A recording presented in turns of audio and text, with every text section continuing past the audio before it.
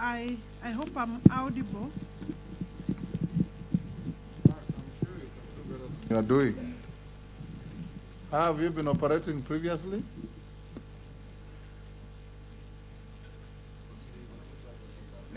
Let's continue and see how it works, Mr. Speaker, sir. Go ahead. The project involves construction of a 52-meter high gravity dam impounding 18 million cubic meters and producing 50,000 cubic meters of water per day, and distribution lines will be available for that. Distribution pipelines.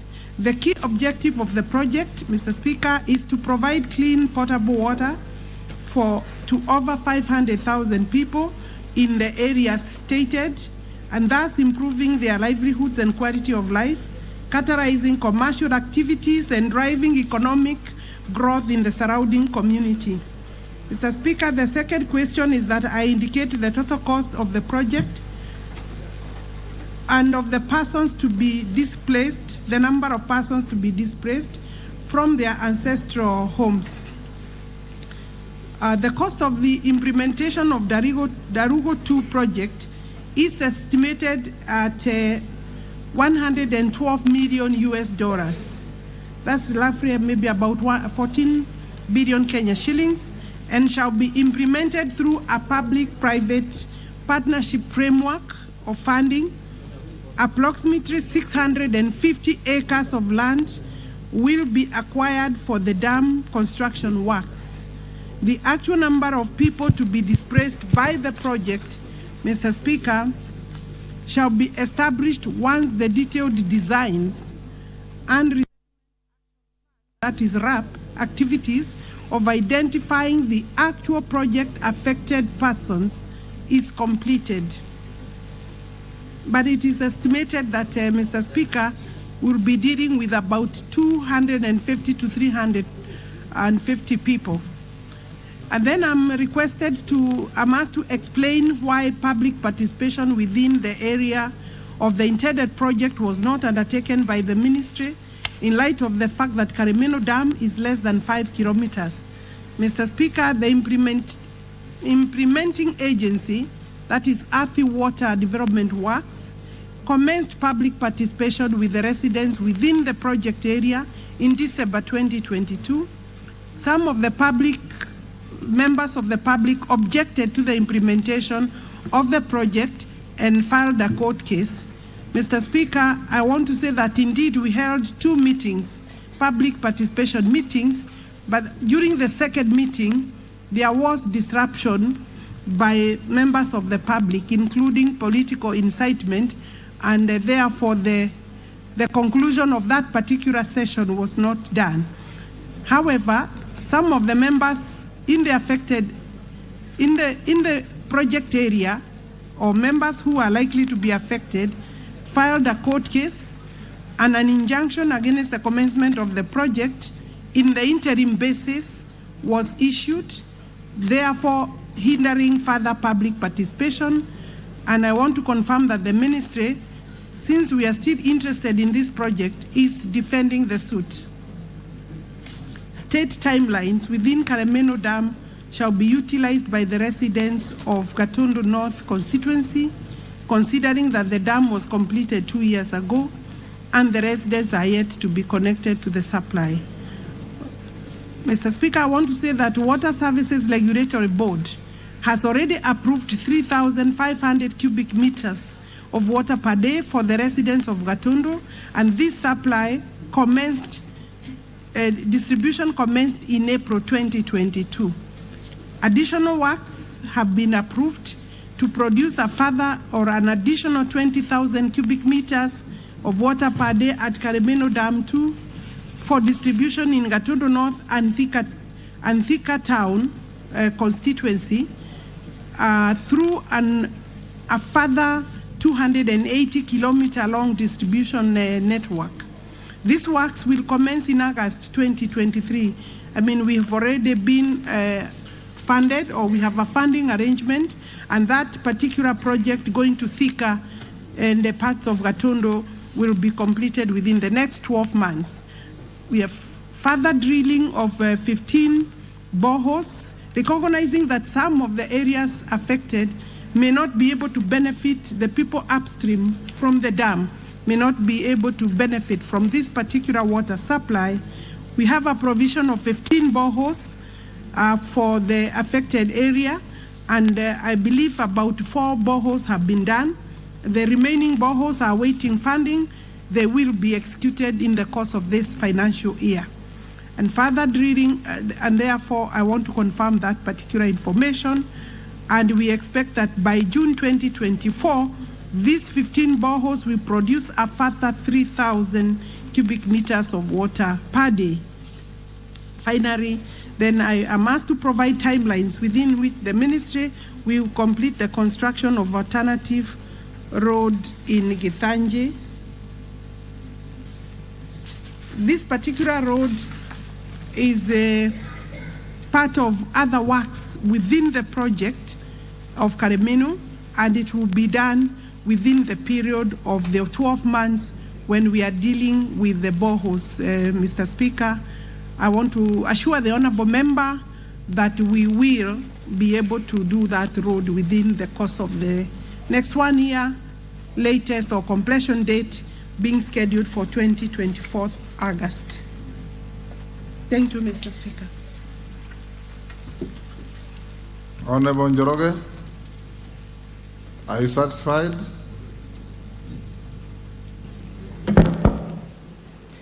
Thank you, Honorable Speaker, and I want to thank the Minister for the good response. I acknowledge the fact that she inherited a problem that was caused by the previous regime because Karimeno Dam was completed during the last regime. I want to commend her efforts to solve the problems. I start with the Karimeno Dam. Myself and my people of Gatundu North, we will wait for the 12 months implementation of the remaining works, including the said 15 boreholes. But I want to bring to the attention of the Minister that the name Gatundu covers 2 constituencies. The dam, Karimeno Dam, is in Gatundu North constituency, and the people who are enjoying the water from Karimeno Dam today are the people of Gatundu South, and we do not have a dam in Gatundu South. Our very simple request is that our people in Gatundu North who are neighboring Karimeno Dam be connected to the water, and I know the Minister will do that for us. Number 2, on the crucial issue of Darugo Dam. Darugo Dam is next, almost 2 kilometers from Karimeno Dam, and I am not an expert in water, Mr. Speaker, but I know that my people are objecting construction of that dam because of the way they were treated badly by Earth Water Services while constructing Karimeno Dam. And my advice as the Member of Parliament... You are making a statement. Yes. Ask a supplementary question. Yes. So to come to my question, I want to ask the Cabinet Secretary, is your ministry planning to redo or conduct public participation for Darugo Dam?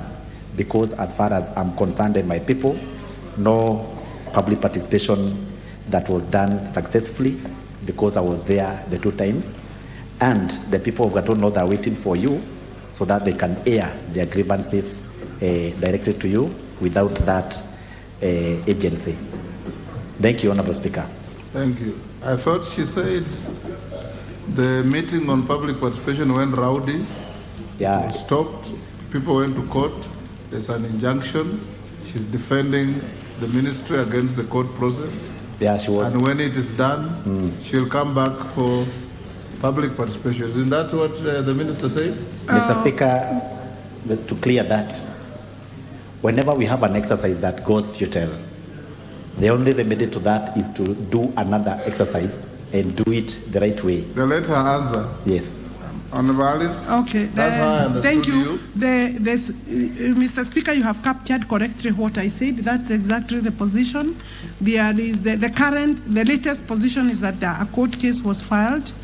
But I'm glad from the statement of the Honourable Member of Parliament, whose people also will be affected, indicates that there is possibly some room for negotiations, for discussions regarding further exercise of public participation. Because indeed, Mr. Speaker, what was disrupted was the very initial exercise to take the people there for purposes, our contractors, interested person or investor, to be able to take details so that we can have a design. So I am willing to engage, Mr. Speaker, and I know that we will have a solution. But I also want to assure the Honourable Member that I am aware of the challenges of Karimeno too, including some unpaid claims. We are working on those. The problem we have is funding for the Karimeno too, and I know that we have brought this to the attention of the executive, and we will not abandon our commitment. And I know that the issues that were being raised were related to Karimeno too, indicating that there may be a challenge of non-payment. But those are claims that have been already analyzed, they have been assessed, and I want to assure the people of Karimeno that their payments, their compensation will still be done. We are a bit late and behind time, but once we are put into funding, we will be able to deal with those. And therefore, I appreciate the current position, but including, of course, possible withdrawal of the court case, because the injunction would be a hindrance to public participation. Thank you. Thank you. Who do you want to inform on Wanjoroge? Thank you, Honourable Speaker. I'm rising on a point of information. I'd like to inform the Minister, because I am in Kenya Kwanza. Frame it in a question, man. Ask her if she's aware Yes. of the information you have. Yes, Honourable Speaker, thank you for your guidance. Are you aware, Honourable CS, that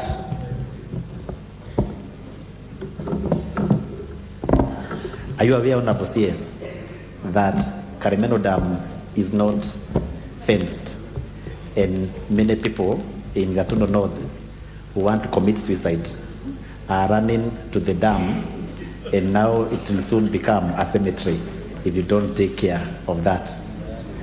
And in addition to that, the only person, are you aware that you are the only person, Honourable CS, who will solve this menace? Because Ard Water Services is the institution that built Karimeno Dam, and they are said to build Darugo Dam, and they collided with my people. So we will not, our people are not able to do anything or any negotiation with that agency. They can only talk to the Cabinet Secretary herself. Thank you. The next public participation, I will personally attend, because the last one, when it was going on and scheduled, sometimes we prefer that the people talk with the technical teams, but because there has been issues and there is need for my presence, I want to confirm that I'll be present. In terms of fencing, I think the earlier policy was that the dams were not being fenced, Mr. Speaker. We have introduced that as a component of the project, and therefore we would have to really go back and see whether we have funding for fencing. Yes, I'm aware that it is not fenced because I've been there, and but I do not want the Karimeno people or Darugo people to individualize or personalize the project, because the project is really a government project, and Earth Water is the one that deals with Kiambu County, Nairobi County, and Murang'a County. So let's iron out the issues and we deal with them.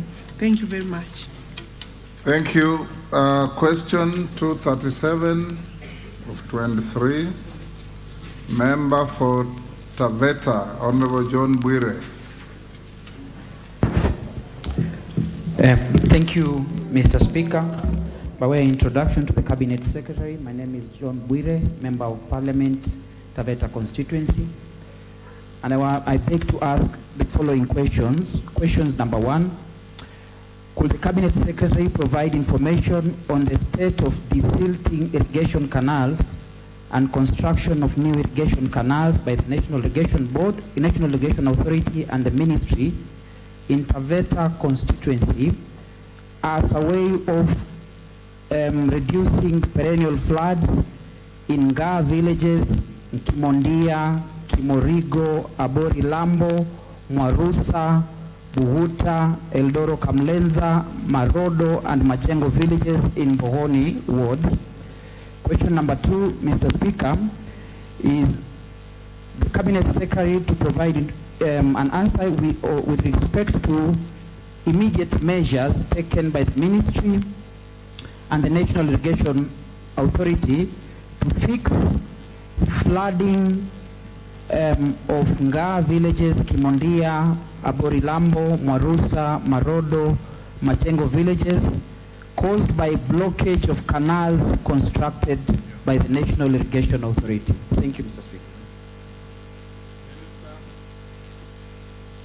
Honorable Speaker, Minister, yes, Honorable Speaker, the question is that I provide information on the state of distillation or desilting of existing irrigation canals, construction of new canals by NIA in the stated areas, that is Bogoni Ward in Taita Taveta constituency, that has resulted in perennial floods in the areas of villages of Kimoligo,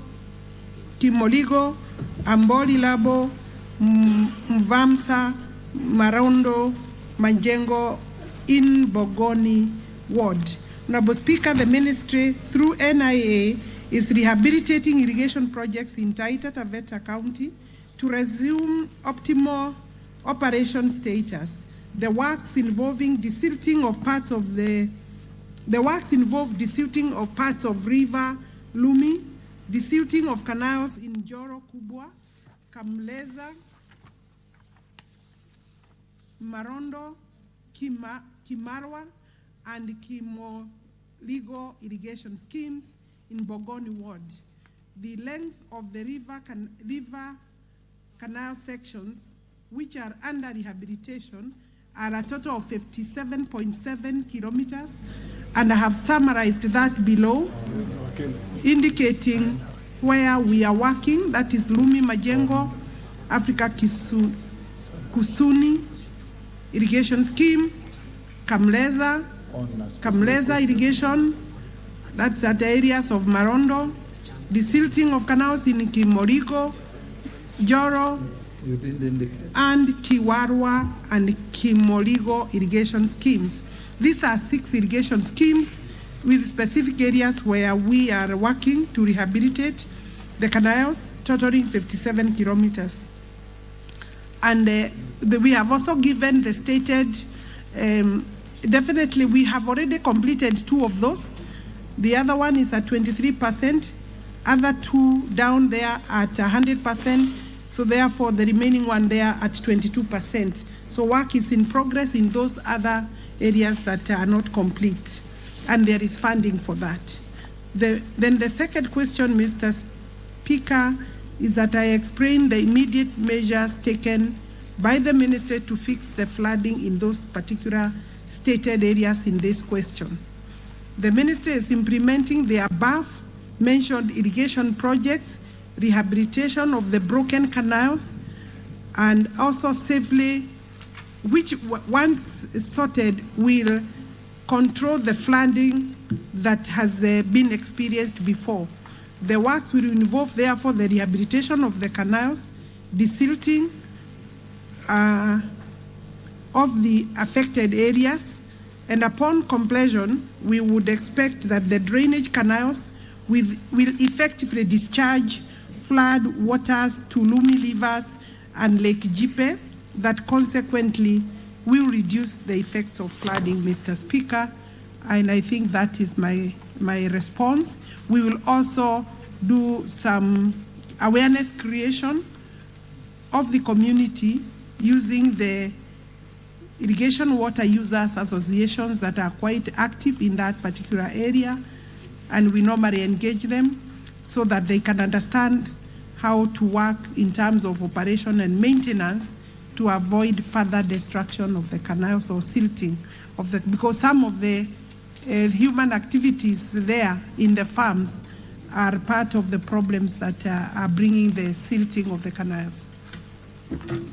Thank you. Wire?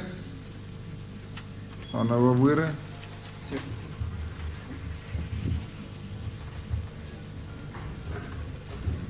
Thank you. And thank you for the answer. Except, Mr. Speaker, with your permission, allow me to just ask one supplementary question, and it is whether the Cabinet Secretary, together with the National Irrigation Authority, are able to have a sit-down with the owners of Gishea Farm to allow that farm to allow access to the communities around it, that is Lumi, communities in Lumi, Jukini, and Saramson, and irrigations, so that they can also have the benefit of accessing Savo River.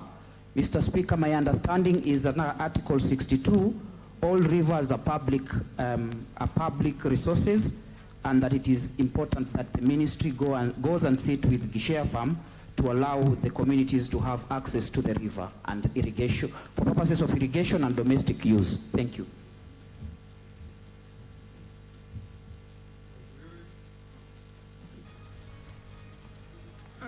Mr. Speaker, I think sitting down with the community is most welcome, but I want to maybe with great respect also remind the honorable member that sometimes it becomes very hard to include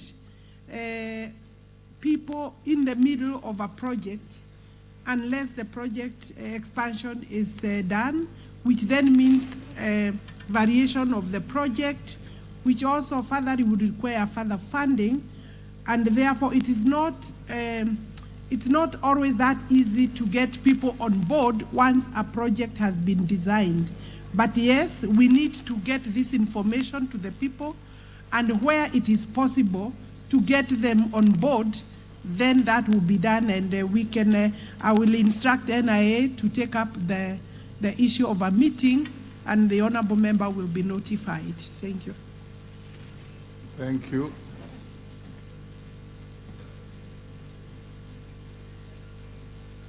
Next question.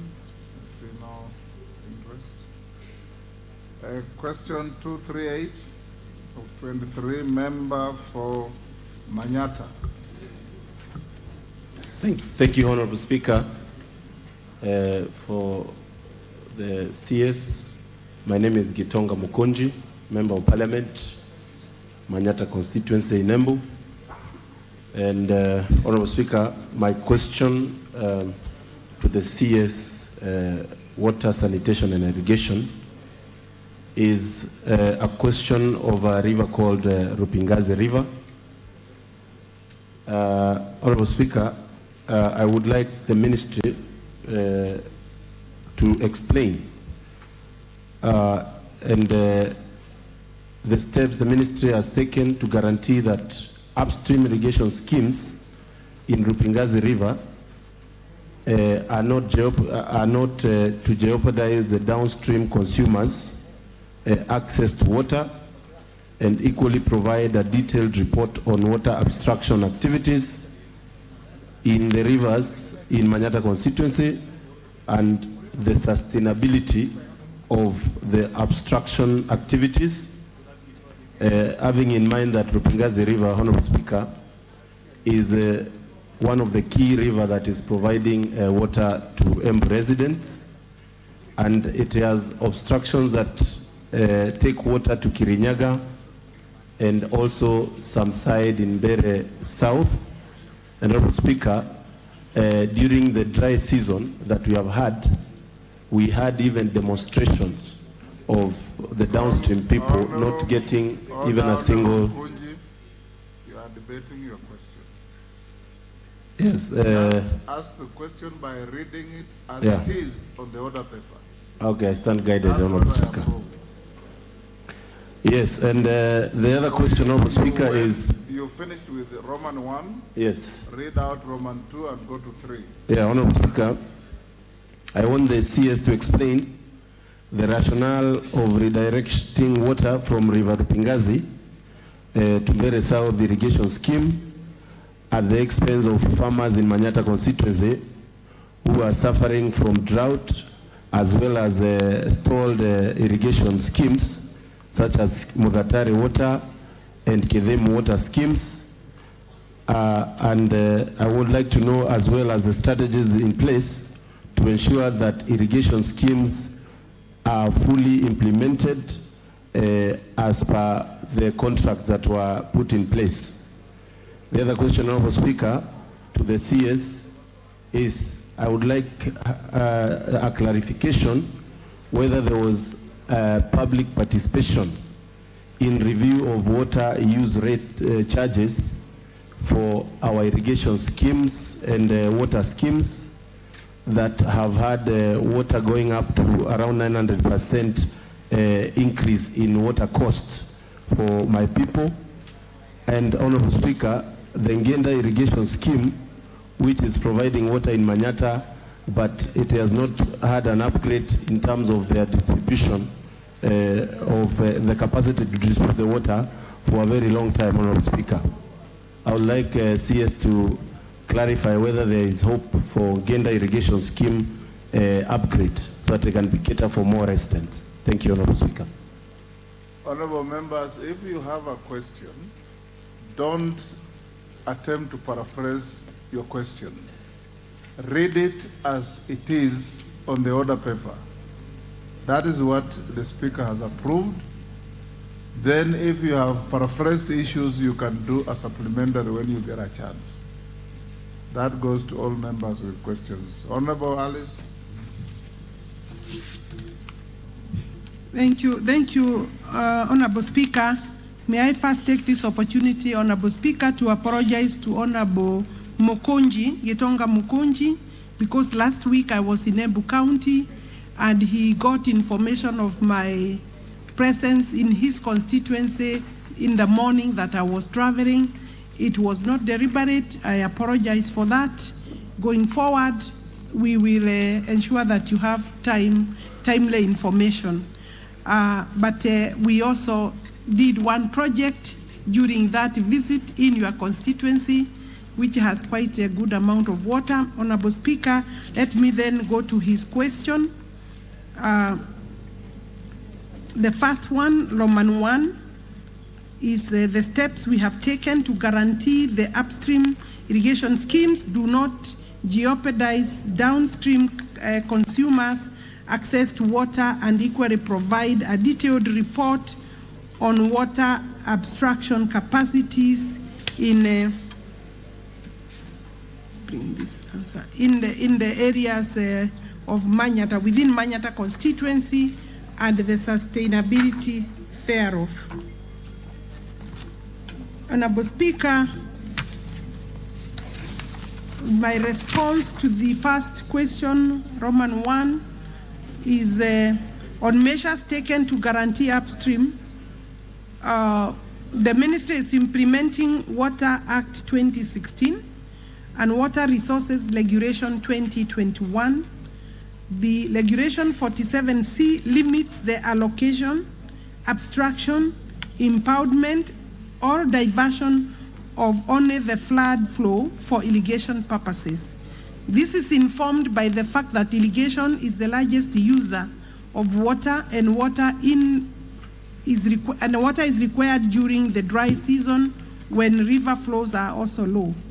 The Ministry is enforcing the requirements stipulated under Regulation 47D, requiring applicants for irrigation water from the rivers to develop a 90-day storage facilities to harvest the water during the flood flow when available and utilize it during the dry season.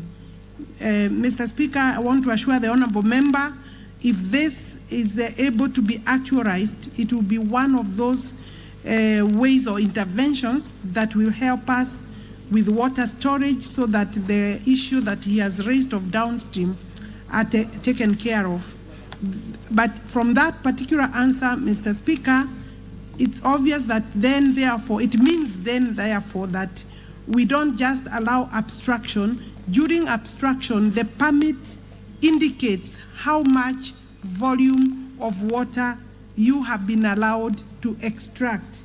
And whatever amounts you have been allowed to extract are stated in your documentation. When you exceed, then the enforcement by Water Resource Authority takes effect. Therefore, and I know that there are still challenges in terms of the flows, but that means we are not just allowing extraction. There are some irrigation projects, therefore, which do not meet the above criteria, and steps are being taken to ensure that they comply. We are having challenges with compliance, Mr. Speaker, because you can imagine the entire country with people who are indisciplined, people who are practicing impunity, and therefore, in occasional cases, we are having those problems. Specifically, the ministry is encouraging the construction of self-regulating weirs which allow irrigation water to be harvested only when the river is in flood or in flood flow. And this will allow normal flow of the river to be available for domestic use downstream. The self-regulating methods will also allow domestic water to be abstracted and diverted from the normal flow of the river, thus assuring environmental flow, water required to meet the ecological needs of the riparian flora and fauna, and basic human needs for people who rely on the same river downstream. Honourable Speaker, on the issue of water abstraction in Manyata constituency, I'm aware that the Manyata constituency is traversed by Rupingasi, Dabana, Kapingasi, Nyanjara, and Keye rivers, and several tributaries feeding into these rivers. The water allocation for abstraction from that river, or from the two rivers and the tributaries all combined, is as stated in page 3, that graph there that I have indicated, table, not a graph, table, Mr. Speaker, which shows that the total abstraction status of waters from those rivers is 795,282.33 cubic meters of water per day. Ordinarily, and the standard is that, Mr. Speaker, in any abstraction, even from a borehole, the permit will never give you the total amount available in the borehole or in the river. So you'll find that between 40 to 60% is what we shall allow for extraction, leaving the less, leaving 60% or 40% in either case or in any case for purposes of normal flow. I have other figures down there, which the honorable member, maybe you can, will be able to, honorable member and honorable members of this house can look at, but on the question of why River Rupingazi is being diverted to Bere North. Honorable Speaker, Rupingazi and also Kirinyaga. Rupingazi is shared between, is across county river in a way, because it is also shared from wherever it has come from to reach Embu. It has come through the county, other counties, but also between Kirinyaga and Embu, the river is shared. So you will find that some extraction is permitted by those people who are living on the Kirinyaga side. And of course, the river, Honorable Speaker, flows from one constituency to another, and I think any diversion that may have occurred is perfectly within what is permissible. Honorable Speaker, I'll be going back to Embu County, and I know some of those things can be addressed, and I'm available. National Irrigation is also available for further details. I am here with the CEO, acting CEO, and I believe, Honorable Speaker, he has picked some of those questions so that if there is need for rectification, we can work on that. Honorable Speaker, the other question is, I explained the rationale for redirecting that lever. I think that is the question I have just answered. But in a nutshell, we are saying Water Resource Authority, as required under the Water Act and the Water Resources Regulation, and we are actually also litigating in respect of the regulations, is fully working within the law. And once any application is made, it is considered after proper assessment of how much water is available. The question number Roman 3, Honorable Speaker, is to clarify the public participation in the review of the rates that were affected by Regulation 2021. Honorable Speaker, the regulations went through public participation, went through this Parliament, and were approved. Parliament had the occasion through the delegated registration committee to go through those regulations, and I believe also normally there is public participation through Parliament, and therefore for us to reach a point where the regulations are in operation, then it means that public participation was done. Questions of whether public participation was done was raised and answered during the hearings or the appearances before the committee on delegated registration. Thank you, Mr. Speaker. I think therefore maybe those other details are there, Honorable Member, and with your permission, I think I want to rest my case. Mukonji. Thank you, Madam CS, for those answers. I have additional question on the same issue. And the first one, Honorable Speaker, is to CS to explain, because we have Rupingazi River and Dambana River and the rest of the rivers, but the obstruction goes to other constituencies, but it is happening in Manyata constituency, whereas the projects that are supposed to give the Manyata constituency water have stalled. That is Kedemo Water Scheme, Mudatari Water Scheme, Gatene Water Scheme, all those have stalled, so the Manyata constituency residents don't get water. I would like her to clarify why is that, and we are giving water to Kirinyaga and Mbere South. Honorable Speaker, I would also like to know what is the status for making sure that this Rupingazi River serves everybody. What is the status of the said Rupingazi Dambana Dam that had been proposed in 2016 to ensure that the water in those rivers is able to provide for everybody and also for the residents. What is the status of that? Can we expect funding soon so that we can be able to give our water to all those schemes?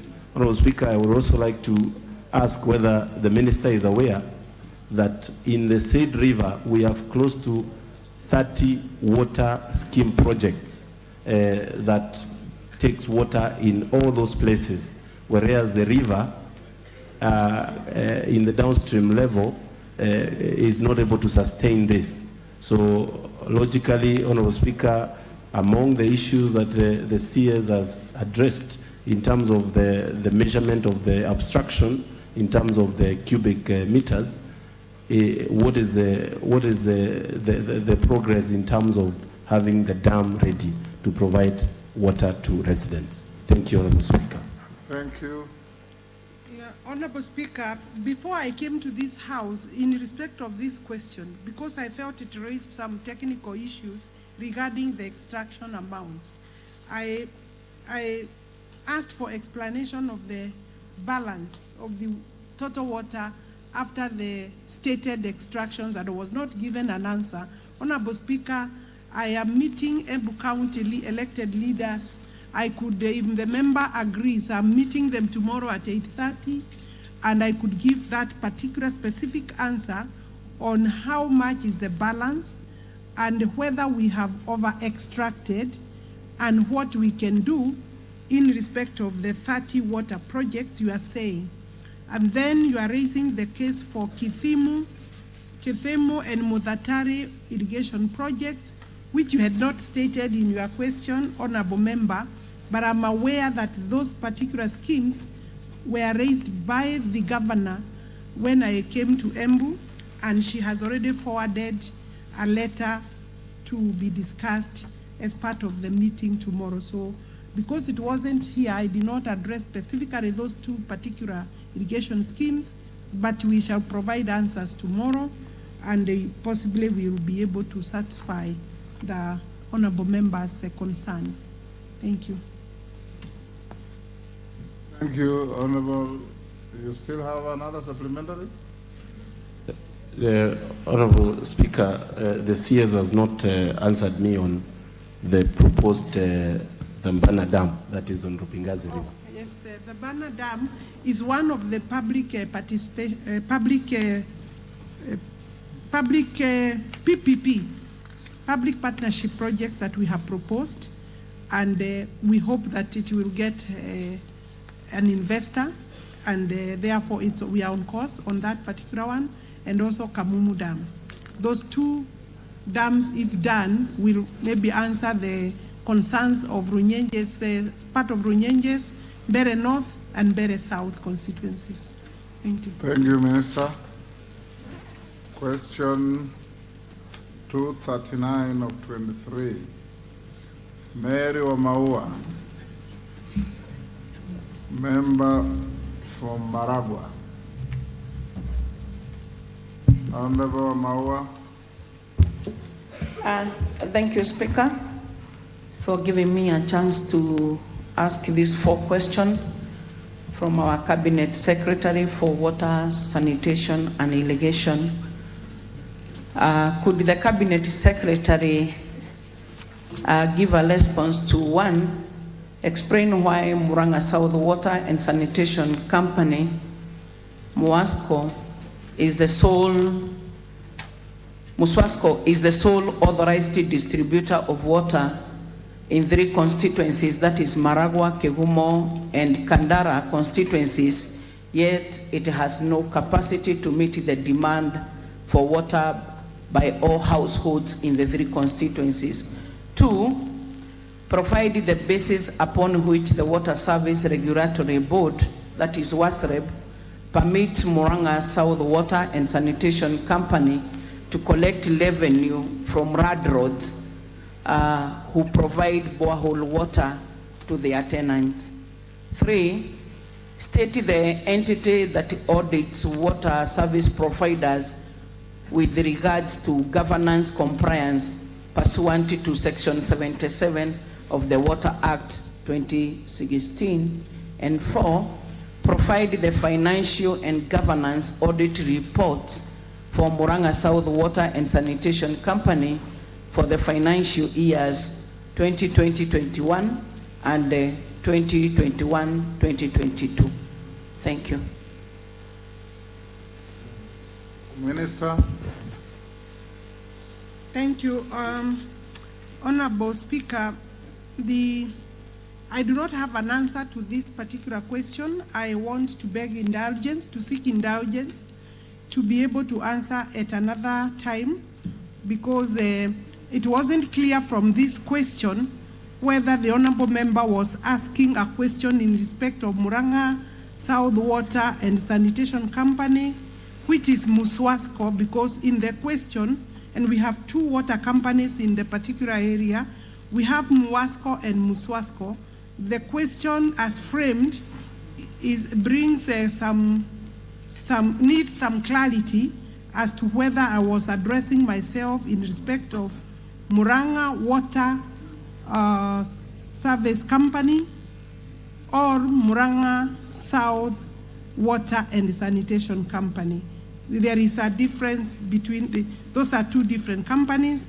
The question handles as stated is not clear, and therefore I felt that because the whole question relates to the two companies, I think the honorable member, I would kindly request that it is clarified who I'm dealing with or who am I addressing in terms of this question, Muasco or Muswasco. Then secondly, the honorable member has been to our office 3 times and has seen the PS 3 times, and the report of their meeting has not yet reached my desk, and I'm therefore not, and I needed to have the privilege of that report, and therefore I would want to also be able to respond after receiving that report. And finally, Honorable Speaker, I will be available for maybe as directed by the Speaker. Wamaua, are you confusing 2 water companies in your question? Mr. Speaker, from the question that I signed, it has no mixture, not unless there is a typo. It is talking about Murang'a South Water and Sanitation Company. This is the company, the water service provider company that provides water to my constituents, and therefore I wouldn't have asked a question of a water service provider that does not provide water to my constituency. I have the question that I signed here, Speaker, and therefore it is talking about Murang'a South Water and Sanitation Company. And I think as a representative of the people from Maragua constituency, I had the chance to ask this question from the minister, from the CS representing the docket. Minister, you will have to send a written answer to the honorable member within the next 7 days. Most upright, Mr. Speaker. And Wamaua, if you are dissatisfied, you come and inform the Speaker. We'll deal with it. Question 240 of 23, Member for Bura, Ado Yakub.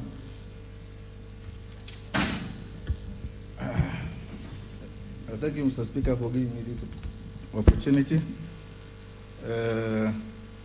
My question is considering that residents in Bangalore Ward, Bura constituency, are undertaking water tracking from as far as River Tana, which is approximately 100 kilometers away. Could the Cabinet Secretary state the plans that the ministry has instituted towards supporting this noble project by providing water buzzers, fuel to ensure the water tracking is a success? Thank you. Minister. Thank you, Mr. Speaker. The question is whether we can provide water buzzers considering where Bangale Ward is in respect of the next point where they can get water, which is in Garissa town, and the closest then further another 60 kilometers at Mandogo. Honorable Speaker, the ward is in the extreme, is an extreme water scarce area, and it relies for water from Mandogo and Garissa for its water needs. It is true that they are doing tracking, and unfortunately for the region, an environment in the area, it is not possible to do water pans.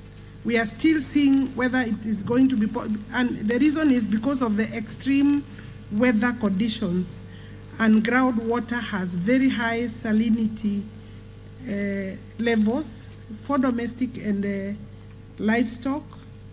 The nearby villages have very poor potential for groundwater, and water tracking is also not sustainable because Madogo is at 60 kilometers away, Garissa 100 kilometers away. This is a very dire situation, Mr. Speaker, where at the moment we do not have a straight answer. And the national government has, however, has a feasibility study that it is looking at and identified Madogo as the only potential place, which is 60 kilometers away, where we can get water. The designs have been completed. A new project will possibly be coming as soon as we are able to provide funding. It is estimated that for us to give them water, about 40,000 people who are in that particular area and the regions around, Bangare town, estimated at 1.2 billion shillings, is a sum of, is an amount that I would require to factor in the next budget. And therefore, I would just seek indulgence of an honorable member in that respect. We plan to proceed that way, but we are thinking whether we can, in the interim, we are looking at providing the area with a bigger pan than the normal ones, which we have done before, and they dry up so that, and we also think of how to retain the water in a bigger size pan. Therefore, Honorable Member, that is my response to your question. In terms of BOZAS, the ministry is not able to incur money through BOZA provision because we don't have that kind of budget, and it is not sustainable, Mr. Speaker. Yakub. Thank you, Madam CS, for the response. Point of information, there were developments after I have asked a question. I'm coming to the question, Mr. Speaker, sir. Following our meeting with the President as leaders of Tana River County, there was a presidential directive that area a borehole should be dug in Bangal town, of which National Irrigation Authority has already started the process of procurement. And personally, I have done 3 geological surveys. And I have the report with me, and I have supplied the report to National Irrigation Authority.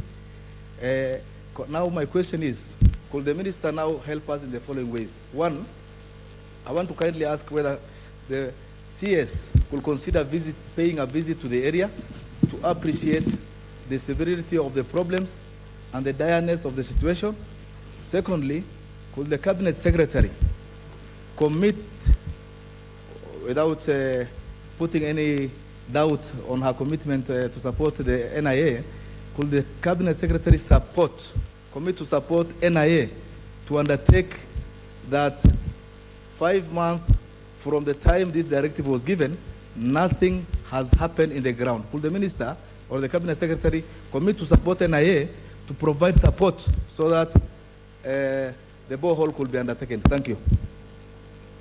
Minister. Thank you, Mr. Speaker. I'm afraid I'm not able to commit myself or commit NIA. I can commit myself that we are looking at the survey. We have started the exercise because every commitment is supposed to be followed with the funding. And you are aware, Parliament, you are the ones, the Parliament appropriates. And this kind of a project would require funding permitted also by Parliament. The last budget, we had something we were calling cross-county budget or basket of money that was not specific to a project. We lost that due to austerity measures. And that is the kind of budget a minister, if the plan, if the work plan or procurement plan is not complete, can't be able to commit myself. But I don't think it is a completely hopeless case. I have said we will factor it in the next budget. Yes, I'm aware that there was a presidential directive, and once the president pronounces himself, what happens is that the letter, the pronouncement is forwarded to the minister, and the minister forwards to the PS and the necessary agencies for implementation. That means they will put that pronouncement into budget, and therefore it means we shall still be working on it down the line when we are putting funds. Emmanuel Wangwe. I think there was the question Sorry. whether I can visit, Honorable Speaker, I'm sorry. Sorry, okay. Yeah, whether I can, whether Visit I the should, area. yes, I think that is an invitation to visit the region. We will respond positively. I will ask my team to help me plan to visit the area. Honorable Wangwe. Thank you, Honorable Speaker. Honorable Speaker, allow me first and foremost to really appreciate the Cabinet Secretary who has been our colleague here, and she's doing a very good job. Honorable Speaker, I just have one question to add, that sometimes back in around 2016, 2017, there are various programs that were implemented through the Ministry of Water, and particularly there was a program called National Water Harvesting Program, which undertook various water boreholes in the country. And I want to be very particular, Honorable Speaker. In my constituency, they undertook a program, a water borehole project in a school called Buchangu Secondary School. They invested some money, the drilling was done, and up to now, Honorable Speaker, the casing is a beehive of rats and everything that you call that. May I seek from the CS, what are her plans, or what are the plans of the ministry towards making sure, Honorable Speaker, it is not only in my constituency, I can be sure that it also took place in Umiasi East, it also took place in Ikolomani, and other sub-counties in Kakamega County, Honorable Speaker. May I know what plans the ministry wants to undertake so that that project doesn't become a beehive of rats and dirt as it is, Honorable Speaker. Thank you, Honorable Speaker. Waziri. Honorable Speaker, I could only respond because I did not have prior information. I would not be able to respond in terms of the actual status. It may be stored, but I may not be able to give you the reasons and when we are able to get back, because that depends on why it is stored. Is it funding? Is it there is no water? Is it a contractor being a nuisance or being not able to complete? But the case for National Water Harvesting and Storage Authority is a case where we are dealing with the revival of the agency, Honorable Speaker, with very little funding, and the program that the Honorable Member has referred to is really not funded, and we are therefore not able to continue with some of the projects. There were serious issues of governance, but we are now addressing those issues. We will do an audit. I can assure the Honorable Member we are doing audit of all stored projects, and we will be able to maybe engage at a closer level when, and Honorable Wangwe, thank you for the commendation of the work we are doing. We can be able to give the Honorable Member that response directly with your permission, Mr. Speaker, when I'm appraised of the reasons why that specific project that he has raised stored. But I want to assure members that maybe within the next 1 year, we shall have a better national water harvesting, and I'll be coming to the Honorable House for funding for such kind of programs where members can be able to be assured that water for schools and other projects are able to get funding. Honorable Ferdinand Wanyonyi. Mr. Speaker, it's the interest of this country, and particularly this House, because among the questions that have been put to our former colleague here, there's nothing on Galana-Kulalu.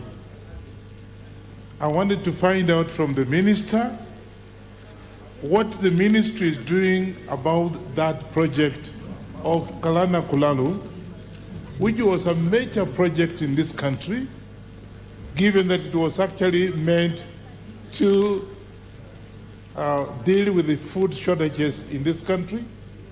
And even the ministry involved the Israel country, that they came in, the technician came in and be able to assist us in putting up this Galana-Kulalu, which is actually one of the major projects in this country. I just want to know whether the ministry has something to say about it, because I think I was then the Minister of Agriculture, I was in the Department of Agriculture, and we were very involved. So is there anything that the minister can say about this Galana-Kulalu, which is meant actually to deal with the food shortages in this country? Minister. Thank you. Honorable Wanyonyi, I want to say that Galana-Kulalu, I believe I answered that question the last time I was here. But yes, we are working on the project. We have already identified an investor who has taken 10,000 acres. At the moment, the land, the particular 10,000, we have carved out 560 acres that we have given to them, that is Twiga, and they are on trial. There is maize that is coming right now, doing very well through the pivot irrigation equipment or technology, call it that. And we expect that in another maybe 8 months, we shall be going now for the full hog, or indeed, we are going to sign off 10,000 acres to this particular, that is the agreement, and he's doing it on private investment basis. And we are very encouraged by the way the work is being done, and I want to believe that we'll be able to produce good maize. The projections are about 40 bags per acre so far, and we hope we can achieve that. We are also planning for a dam at the same site, Galana-Kulalu, because the water available at the moment can only do farming irrigation for about, if we stretch it very much, between 15 to 20,000 acres. And we have 300, close to 400,000 acres, honorable member, which is arable and can be put under irrigation. So the need for a dam, and we have already interested investors to invest in a dam for purposes of irrigating the rest of the land. So the amount of money you refer to that the government or the country invested is in the first phase, which is the 10,000 acres, and we are doing well in that respect. Thank you. Club.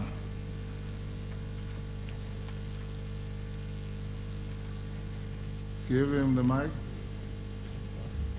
You've given the wrong member. Thank you, Mr. Speaker. I also want to applaud the Minister for Water for catching up seriously in the Ministry of Water. And I could want, Baringo is a very water-stressed county. And Baringo North had a complete, well-designed multipurpose dam in the name of Perigay multipurpose dam. How far is it? Is it part of those which have been given out for a PPP? Give me the status. And lastly, Mr. Speaker, what plans could the Ministry of Water, as in relation of the usage of Lake Baringo water as a solution for conflict around that region, so that the water of Lake Baringo can be used for irrigation and domestic use? Thank you, Mr. Speaker.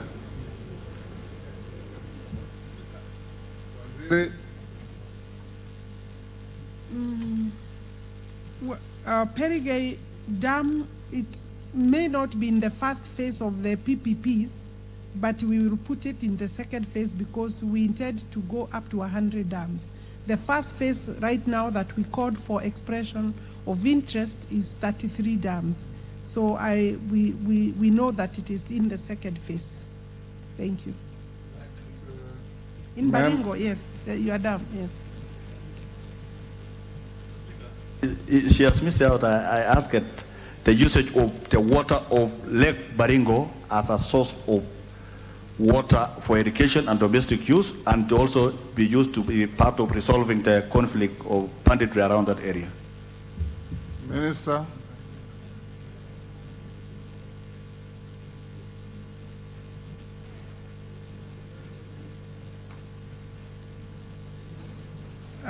The Lake Baringo, you know, it is not that easy to get lake water to start using it for irrigation, but we are looking at how new technology, and we will be maybe starting with a project in Lamu. Minister, why would it be difficult?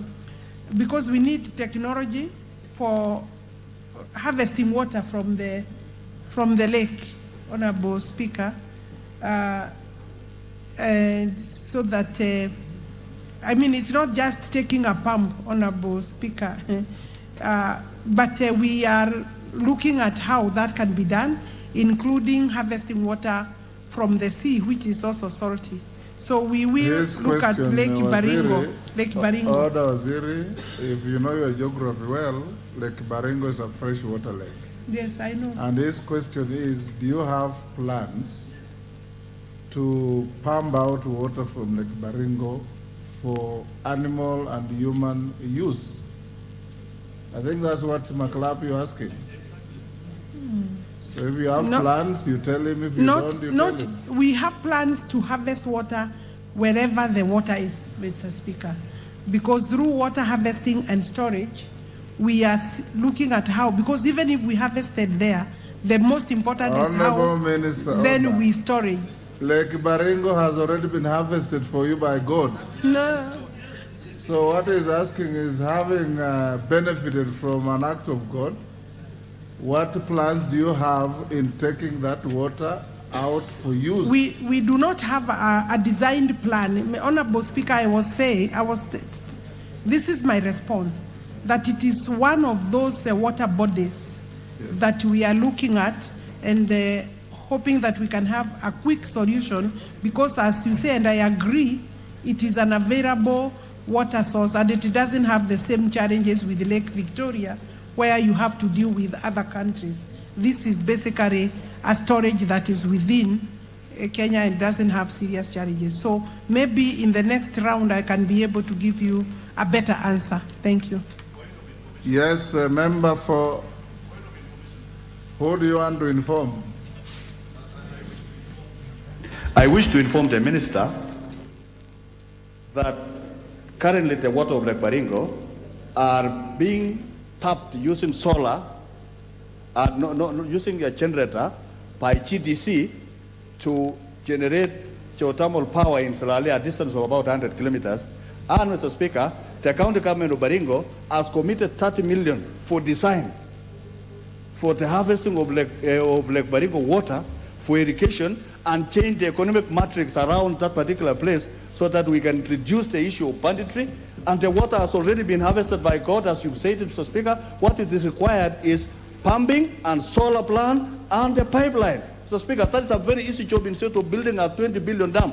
That is only a project that requires about 200 million, and you solve the cattle rustling issue, you have food security, you have water for drinking, Mr. Speaker. Can the minister take this as an innovative way of resolving conflict and providing food and provide the necessary resources, Mr. Speaker?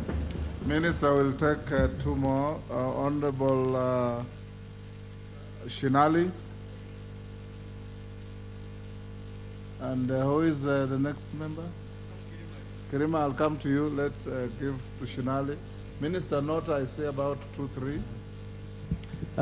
Thank you, Mr. Speaker. I want to appreciate the minister. This is, I think, the second or third time she's coming here to answer to our questions. She's doing a good work. She's doing good work, Mr. Speaker. But now I have one question, Mr. Speaker, to the Minister for Water. Sometimes about 3 years ago, there was an advert for Kakamega Bungoma bulk water supply, which, Mr. Speaker, was to build a dam along River Nzoia to serve the human and the animals, do irrigation, and produce power. We understand that an investor was picked, and the documents were sent to the minister, Mr. Speaker. She might have not been there then, but it is within the ministry, Mr. Speaker. I would like to know the position at which we are with that project now, because the anticipation is so high, Mr. Speaker, and that would be the first dam to be constructed within Western region, Mr. Speaker. Okamukunji.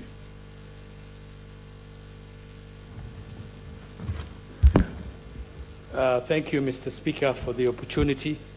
I would like to ask a supplementary question to the Minister on the dire water crisis in our capital city. And I just wanted to know what is the status of the upgrading and the improving of the water supply system to our city that has been going on for a while. Further on. One question at a time, Hassan. That is sufficient. Kerima. Thank you, Honorable Speaker. My humble question is about Mukongoro water project, which the ministry was building through Tana Water Services and invested over 10 million shillings to put up water intake. It is meant for domestic consumption and irrigation. And the government was to use about 60 million shillings for the same. Why did it stall? What happened that nothing is taking place since the year 2018 up to date? Thank you. Kamket. Minister, take those. Kamket. Give Honorable Kamket the mic. Thank you, Mr. Speaker. Honorable Speaker, I'd like to build on what Honorable McLeod mentioned earlier, that Lake Baringo, Mr. Speaker, is a natural dam. The ministry does not need to do any designs or anything else. It is a natural God-made dam. And Mr. Speaker, could this ministry consider, instead of the water of Lake Baringo causing a flood menace, could the ministry consider doing mega irrigation from the waters of Lake Baringo? Because, Mr. Speaker, you do not need any, from the pipelines, from the droppings of water on the pipeline to Paka and Silale, the little water that drops along the way, farmers have made little farms along the broken pipes. And it has been proven that the waters of Lake Baringo can be used for irrigation. It is a success story.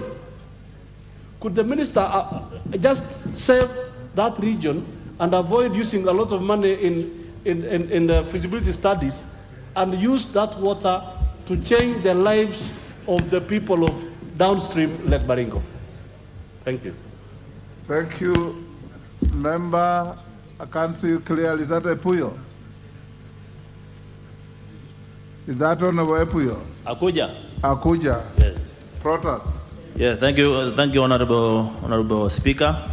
I'm Protas Akuja, MP for Loima constituency, Turkana County.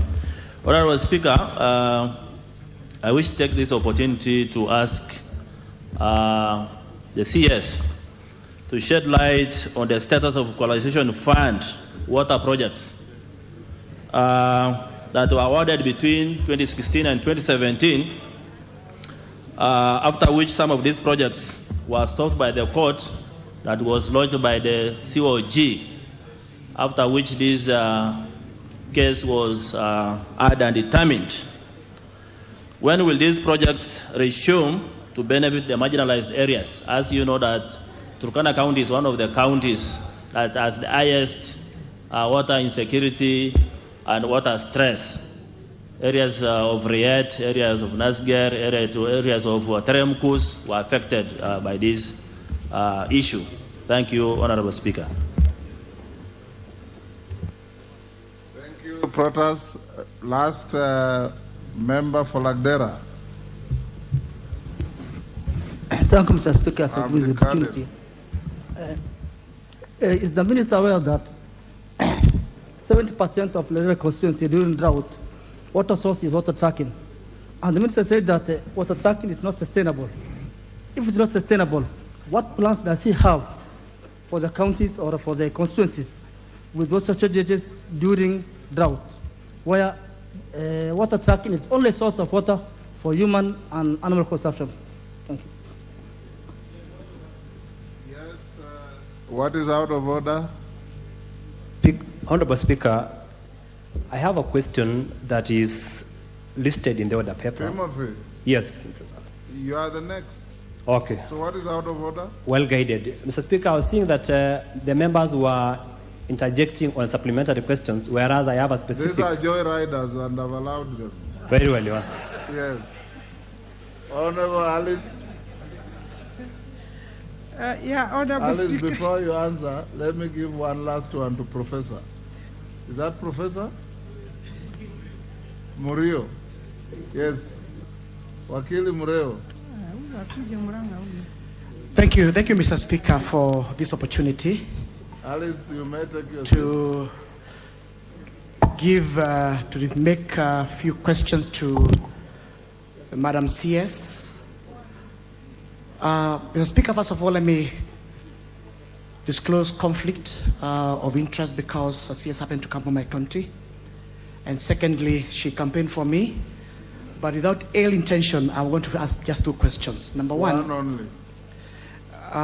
Madam CS, are you aware that the Kaine Dam in Gatanga constituency has never benefited the people of Gatanga for the last 30 years? Can you kindly please tell this House when the Dakaine water will be consumed by the great people of Gatanga despite waiting for 30 years? Thank you. Waziri. A connected question. One at a time. Wakili. One just connected.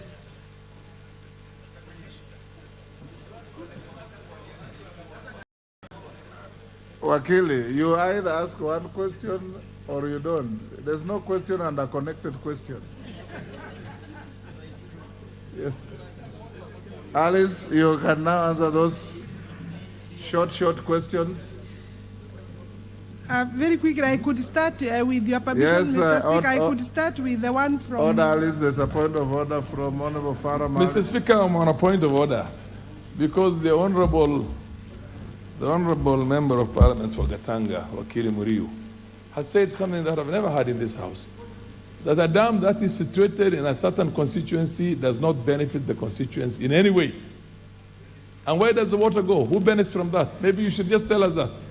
That is a question he has asked. Let the minister answer that.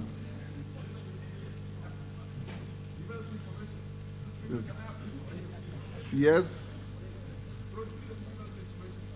Order. The member for... There is no information. Honorable Farah is disguising himself by asking a question through a point of order. The minister, you have heard it, is amplifying what Murillo has asked. Go ahead and answer those questions quickly.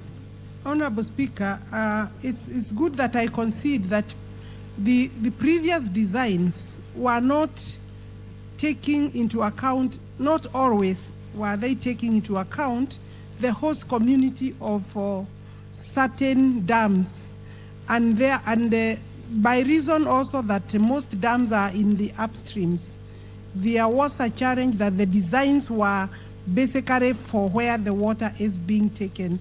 The Kaine Dam, true, is designed to bring water in Nairobi.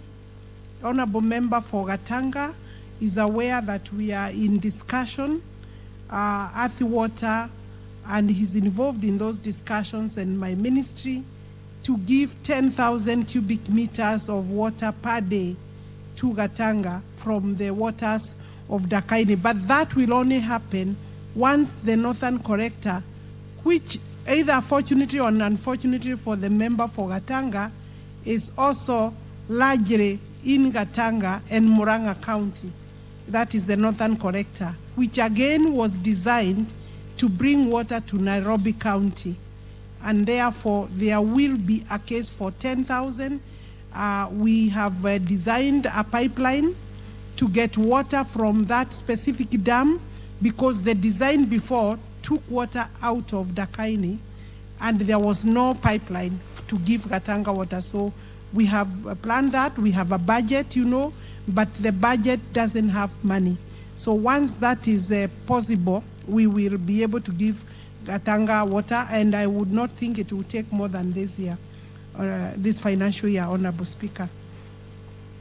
I'm told to say if tracking water for the northern areas that do not have other sources, if tracking is not sustainable, and really it is factual that tracking is expensive, to track water for 100 kilometers or more is not sustainable, I did say that we will consider the case for a better way of designing a huge water pans that have linings to avoid the drying away of the water. I think that is the immediate answer I can think of standing on my feet. Equalization fund, it is stored because of the division of revenue bill. Yes, I just getting my memory jogged, Mr. Speaker. Division of revenue bill became a challenge, and therefore the distribution of those funds from the equalization fund stored. But I have been advised that now the release of those funds is taking place. I would rather then maybe give the honorable member an answer into as where and how at another sitting or in my office when I get the information. But yes, the funding will be released, and it's already on course. How and where, how much, I may not have that answer. The question for Baringo, Honorable Speaker, has come back again through Honorable Kamket and the Honorable Member who had asked this question. Yes, Speaker, you gave me good information that this is a natural water harvest. I have, maybe it is something that is not known by this House. Actually, Baringo Dam, Baringo Lake Baringo is one of the LAMSA sites. It is a protected water body like all other bodies. Internationally, you can only use the water to certain levels.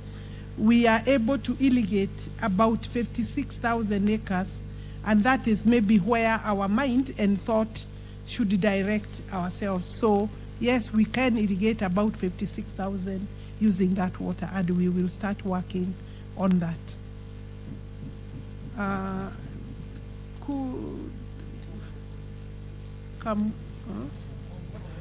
I am not able to give the honorable member, my good friend Kirima, an answer because this came by way of supplementary question. I would have to get information on it. Mukongoro Water Project, why it is stored, and it was supposed to spend about 60 million shillings.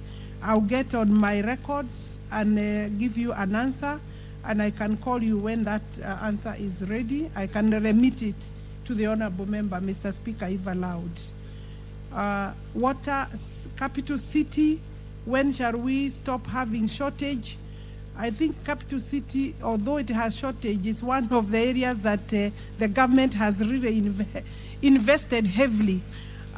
We expect that in maybe at the most, and I hope my employer doesn't hear me, because the president has been on the case for Nairobi water, and he had expected, and we had given the president assurance that we may be able to have northern collector water system, the entire system with the Karimenos and the Roiros dams, because there is some water for those areas and some water, most of it coming to Nairobi, about 140 cubic meters of water per day.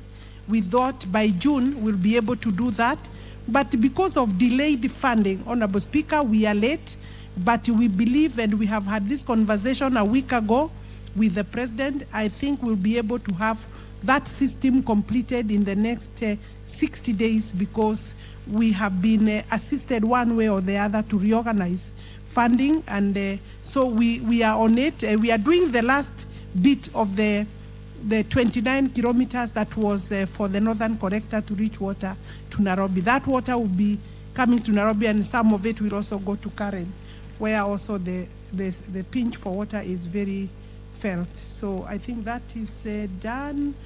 Honorable Shinari,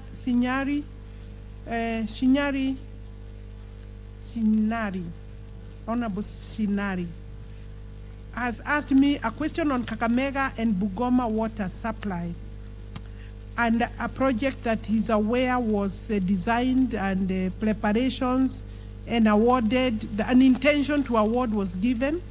It's a 33 billion project, and the award was given to China Railway number 10, and they still have the award. We have not quite completely cancelled the award, but by a fraction of time, I think it's as good as cancelled. But we have refused to issue a letter, because this is one of the projects we believe can give us a good answer for Kakamega and Bungoma counties, considering the size of this project. And therefore, it is on my desk as we speak, and it had come in December, then we referred it to Treasury, is now back. I believe we'll be able to have a solution.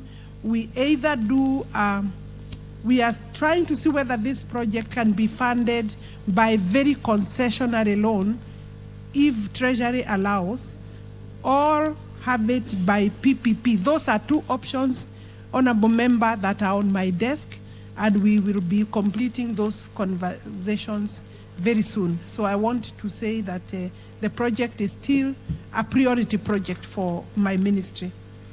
And then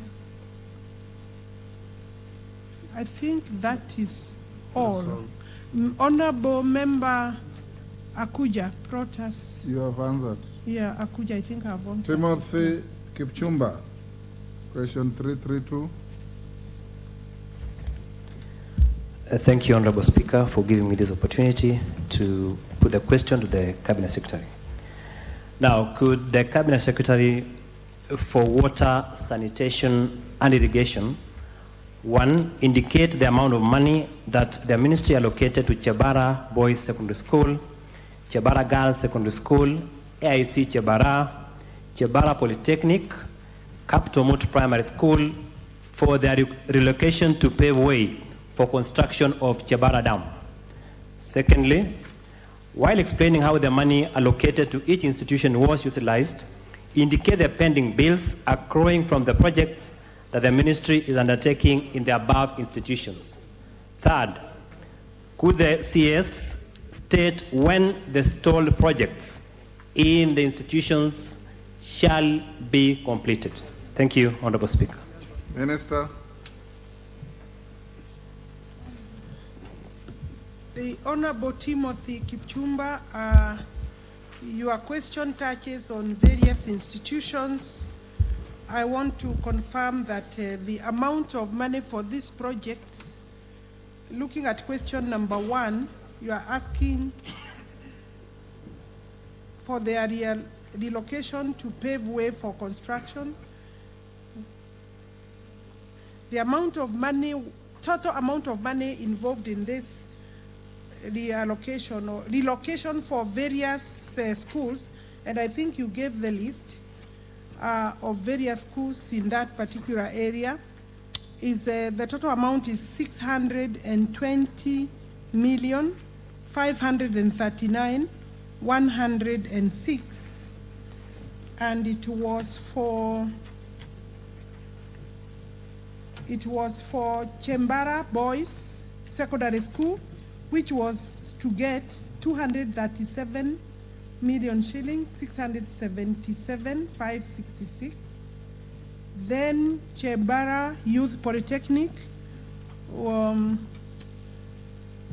Maybe I should answer this question this way.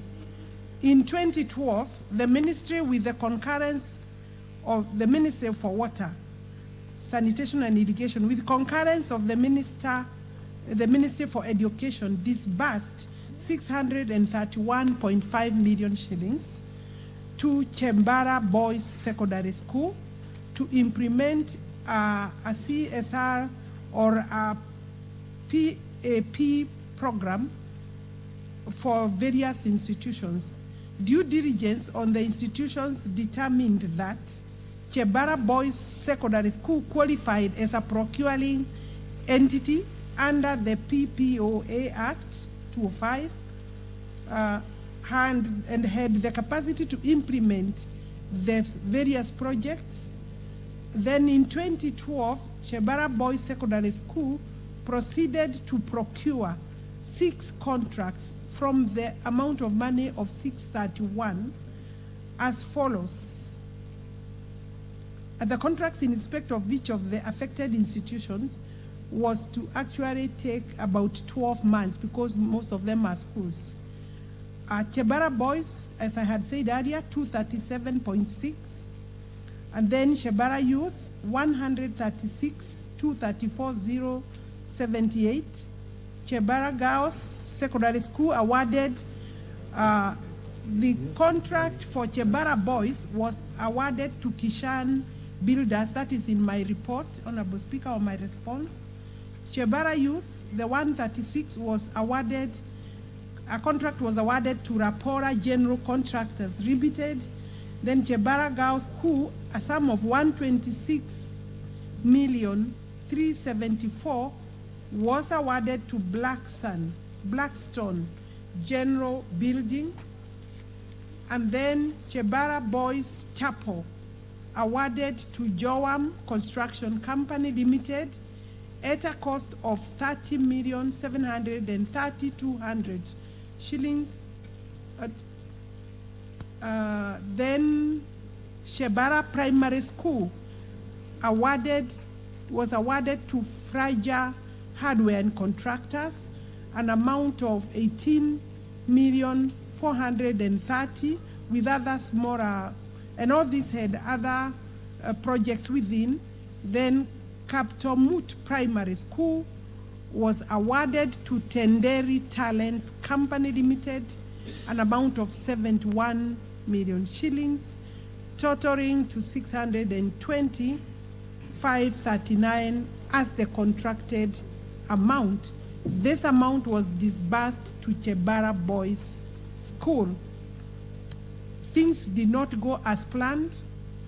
The contracting was challenged.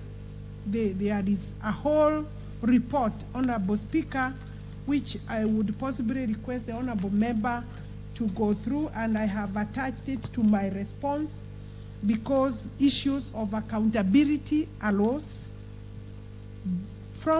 between the school and the contractors, and I believe my ministry and the Ministry of Education, who were doing the oversight, may also take some share of responsibility, and therefore the report shows that work is still not complete, notwithstanding that is 2012 contracts, and I have given a report by a multi-agency team that included my ministry, Ministry of Education, Office of the Attorney General, the North Water, the Lake Victoria North Water Development Works, and North Rift Water Development Works.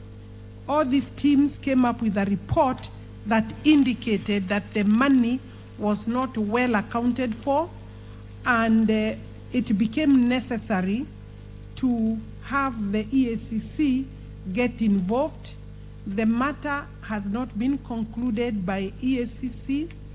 I think it is a case of abuse and misuse. From my own assessment of this report, I would expect that possibly the report of the EACC will be able to fill in the gaps and give us a solution to either prosecution, refund, or some way forward regarding how much money was lost, because it is clear from this report the projects are not complete, a lot of money has been spent, and we still don't have institutions enjoying the work that was planned. It is sad, Honorable Speaker. This report came to me as a result of this question, so I want to appreciate the question, and I will ensure that I personally follow up with the EACC to see the end result or the way forward. The honorable member could have maybe some time and read the report. I believe it's a case that requires deeper analysis before I can make conclusions myself. The Attorney General has been seized of the matter. The forensic audit was ordered, including investigations into the projects, and the workmanship also from the report does not look quite okay, Honorable Speaker, and therefore the Public Works Ministry, the Transport, Infrastructure, Housing, Urban Development, and Public Works was also involved in the multi-agency team, and they were to give us a full report, which is part of the report that I have given, but I think there is still more work that is needed. There are also some cases that have arisen before the tribunal where the Attorney General is representing some of, like Shebara Boys, which was sued by the contractor. So therefore, Honorable Speaker, I would just maybe say that this is a very bad maybe show for all the institutions that were involved, including the contractors. Timothy.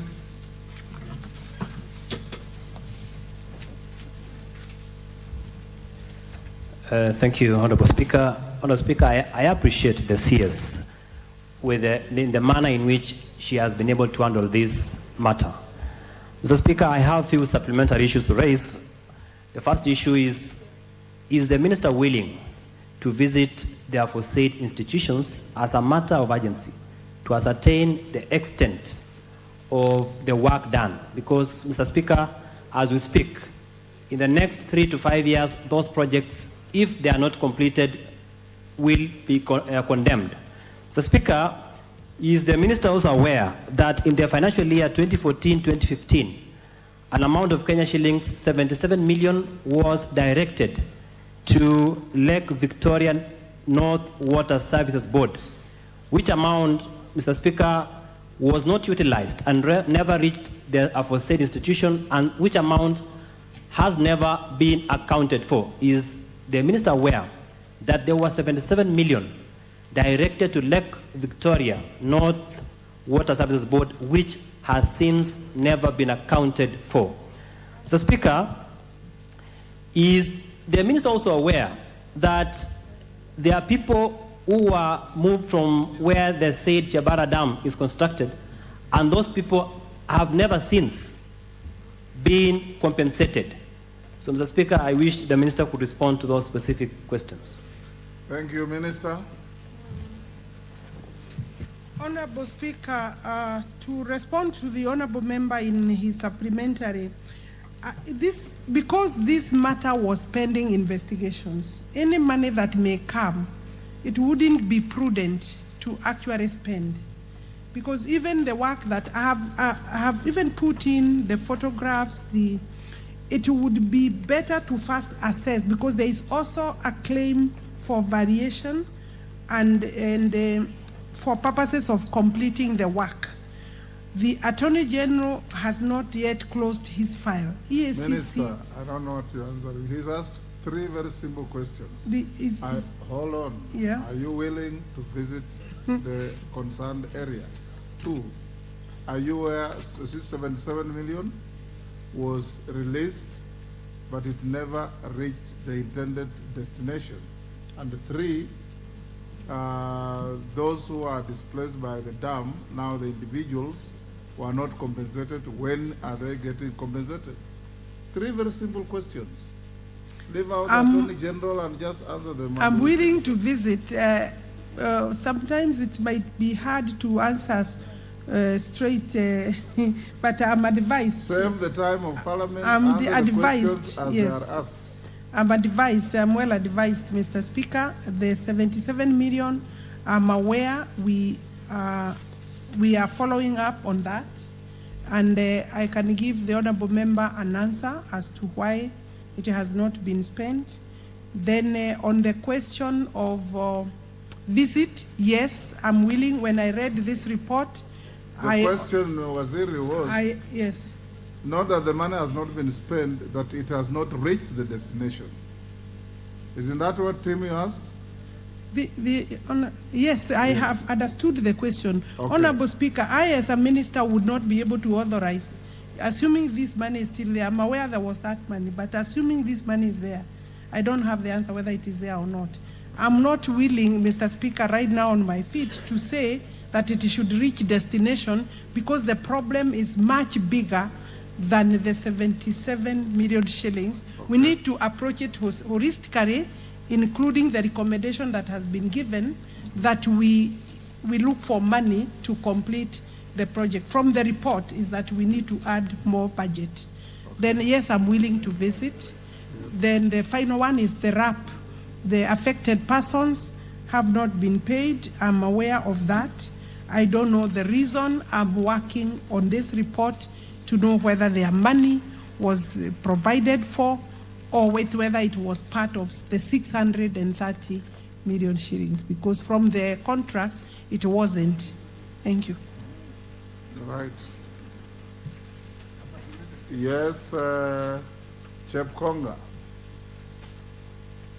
Give honor to Chep Konga. Yeah, Mr. Speaker, I'd like to thank the Honorable Minister for answering in a very candid way.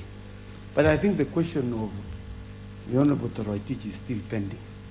Would the Minister consider investigating what happened to the 77 million shillings and give a report? Because arising from what the Honorable Member of Marakwet West, I think he thinks that the money was misappropriated. It is not pending release. 2, Mr. Speaker, you know, when a matter is under investigation by EACC, if there is no injunction, there is no stay for purposes of completion of the outstanding works. 3, the students of those schools did not commit any crime.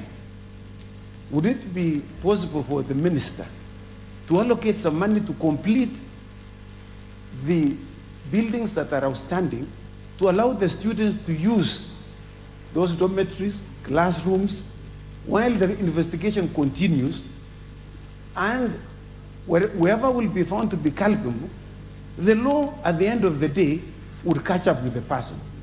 That is the much that I do know, Mr. Speaker, with regard to legal issues. Legal issues do not prevent any investigation, do not prevent anyone from continuing with the work, unless you have been specifically stopped from doing so, Mr. Speaker. I thank you, Mr. Speaker.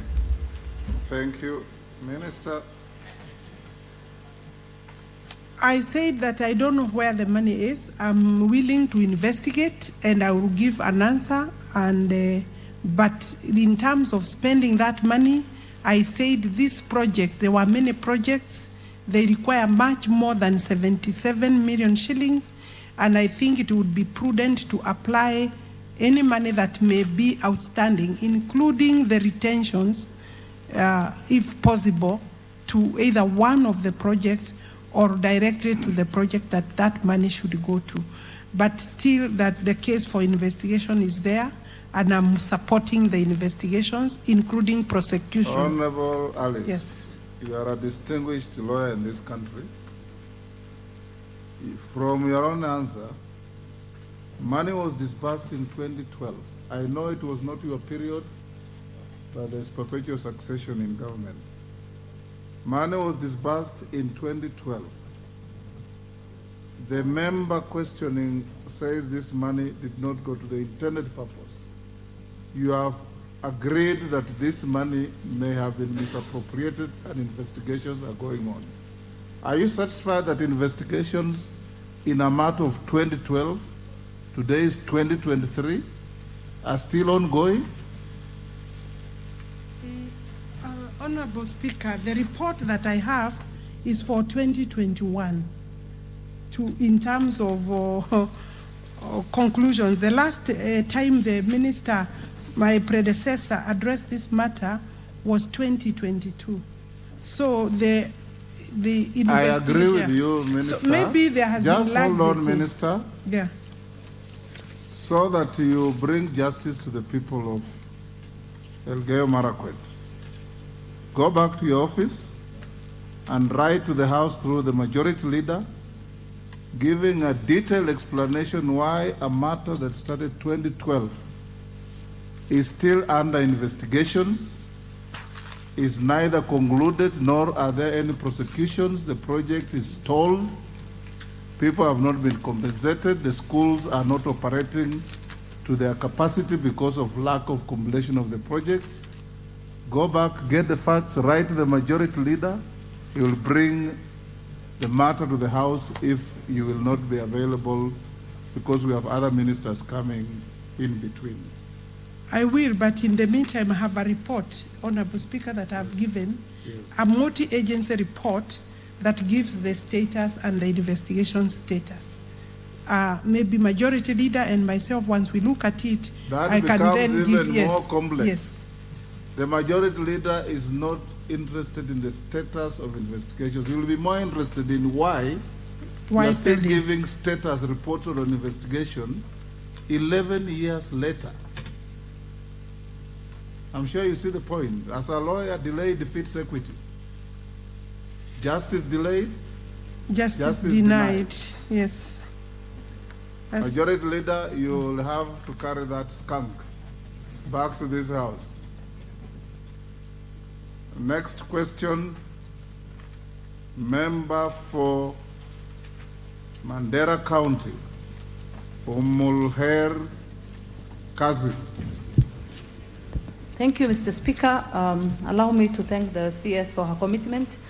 I will go direct to the question. Could the Cabinet Secretary provide the status of the implementation of Mandera Water Supply Project and Mandera Sewerage Project, both funded by the African Development Bank in conjunction with the national government under the Kenya Town Sustainable Water Supply Sanitation Program, and which were awarded in 2018 but have since stalled?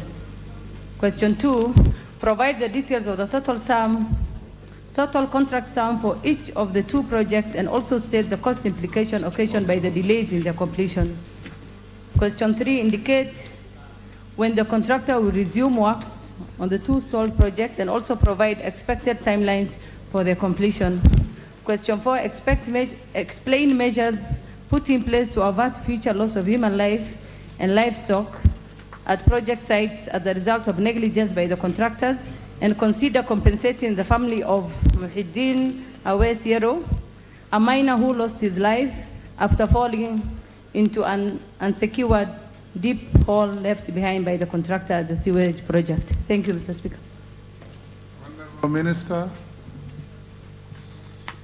Thank you, Honorable Speaker. The Honorable Member, Honorable Umar Kar Kasim, You have about 4 questions.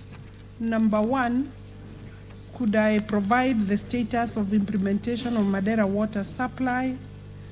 And I have gone down there to say that the overall progress of the project, Mandera water supply, is at 72%, while the sewerage, it is a twin project, water component and a sewerage project. The sewerage is at 73%, water 72%. The total estimated length of the water lines is 228 kilometers, and there is those components as part of this project, as is listed there in the 2nd paragraph. Honorable Speaker, then the sewerage is 48.2 kilometers,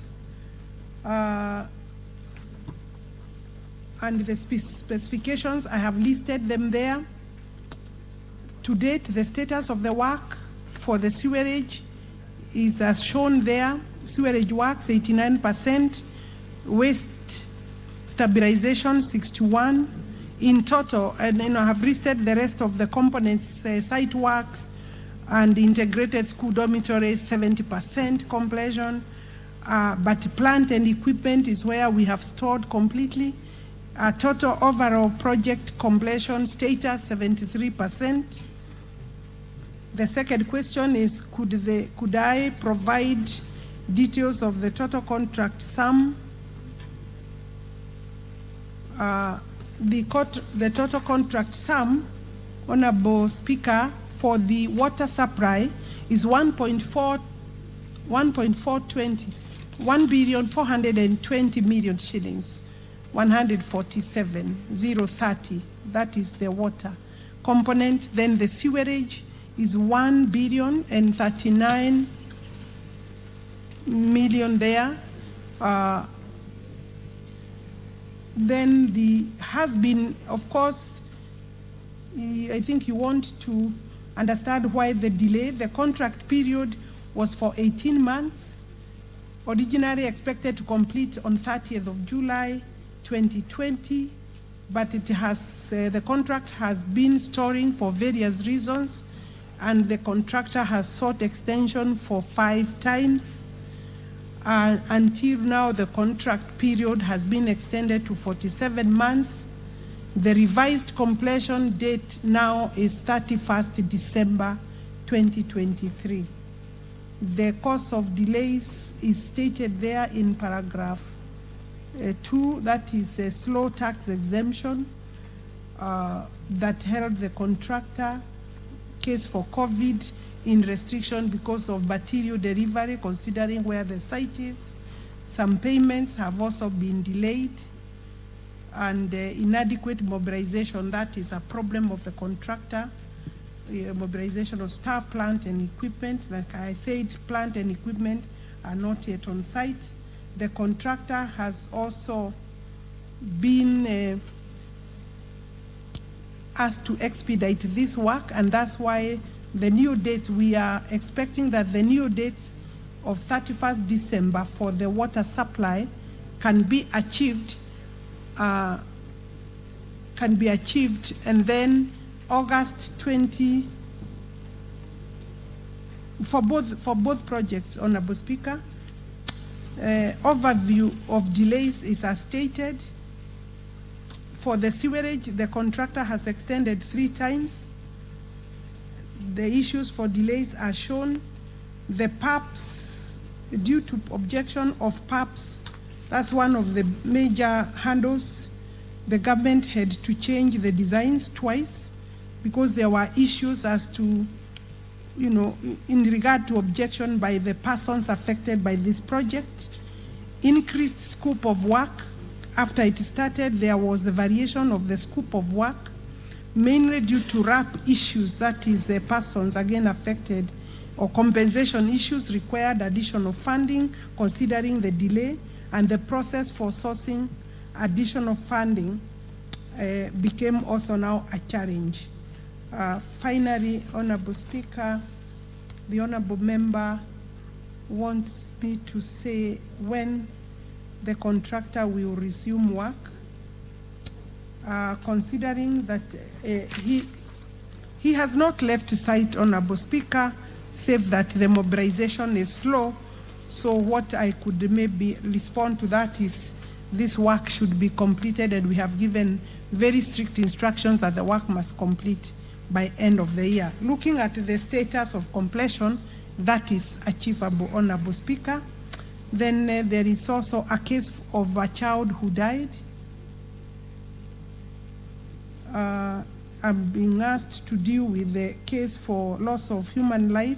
How do we avert that, and livestock? The contractor has been given instructions to secure the place to avoid any further loss of human life. And yes, there is this particular young boy, unfortunately so. I regret his loss, the loss of his life. The contractor was involved in a way, and he assisted the family with some burial expenses, but the case for compensation of this young boy's life has not yet occurred. This is something we would follow up, because all sites and construction work are insured, and there is no reason why this compensation should not take place, Honorable Speaker. The matter is also under the Mandera police station, and the family is in contact also with the contractor, but I will put in the ministry's position or voice regarding to this particular matter. It's a simple issue in terms of processing and administrative, so that this family can be attended to by way of compensation. I guess that's what the contractor is under instructions to completely secure the port site, and the current route to the farms going through the port site to be sealed. He has been asked to seal that, and also put people away through the sealing, and there is an alternative route near the GSU camp also. This route has been allowed as access through that stated area. The contractor has also been asked to increase patrols so that he can also keep unnecessary or illegal access from the site to avoid any future accident. Overall, we are interested in concluding this project as much as, because we know the dire need or the water scarcity case in this particular region of Mandera. The Honorable MP for Mandera, Molkhed. Thank you, Madam CS. I also have a soft copy of your response, but let me tell you the fact on the ground now. The case of the child who died, because that is something that is very dear to me. We went with the team from both bodies of Northern Water and Tana to Mandera in November last year. The case with the police was done with by then. So there's no case pending with the police. It's with the insurance and the contractor. The contractor has been unresponsive. And this guy is knowing that I'm the one who was handling this case, call me every day on the compensation. And there's another girl who fell into the pit and got paralyzed. She's 19 years old and immobile. Her case was also taken to the police, and they said they will compensate. Nothing has happened yet. It may not be in my question, but that is the scenario as of now. Madam CS, I am a beneficiary because my farm is near where the sewerage system is. I'm a beneficiary. I got compensation. There was no objection on the compensation. The project was on time, and it was supposed to be started on time. And as we're talking now, because you said the contractor has not left site, both contractors are not on site since November last year.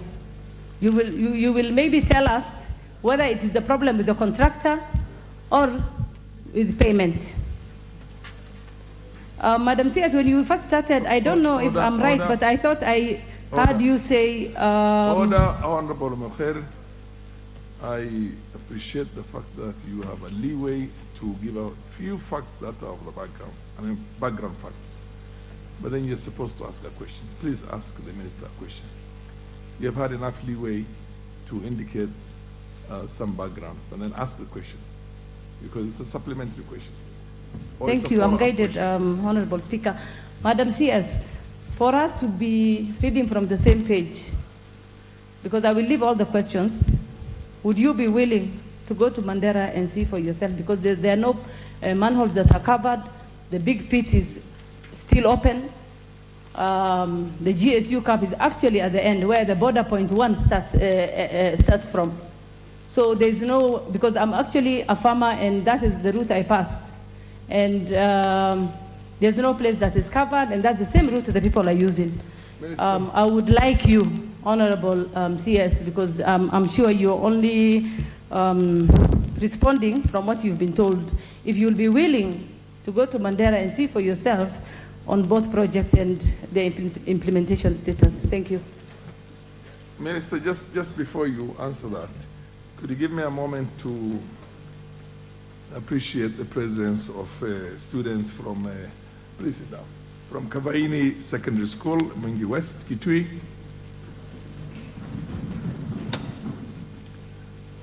It's a young men and women who are future leaders, and I'm sure it's an experience that they would appreciate. I'll give a moment to the MP to say a word. Honorable CNN, proceed.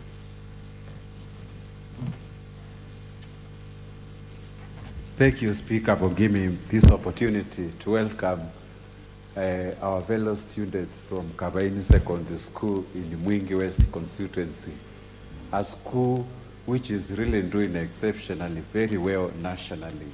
And is a school actually I bought the ambassador very recently using the CDF money. I recognize them and I encourage them to work very hard so that they can replace me in this floor or do other professional work that is going to help the world. With those few remarks, I welcome them and I'm very happy to see them in the chamber. Thank you. Fair enough. Honorable Minister, could you proceed and answer the question of Honorable Omokay? Yes, Is actually the question is just one. Would you be willing to go and visit there? I think the reason why the Honorable Speaker is asking that I visit is I want to say that first and foremost, I have admitted through my report, page 5, that there has been a delay. I am not in dispute of that. There has been a delay, and I've stated the reasons why the delay has occurred. So even assuming I could agree to go, then the delay, the reasons the delay that occasioned the delay are there. Some of them have not yet been resolved, including payments that have been delayed to the contractor. And therefore, I want to agree that as soon as we are able to deal with some of this, then it is important that we visit the site.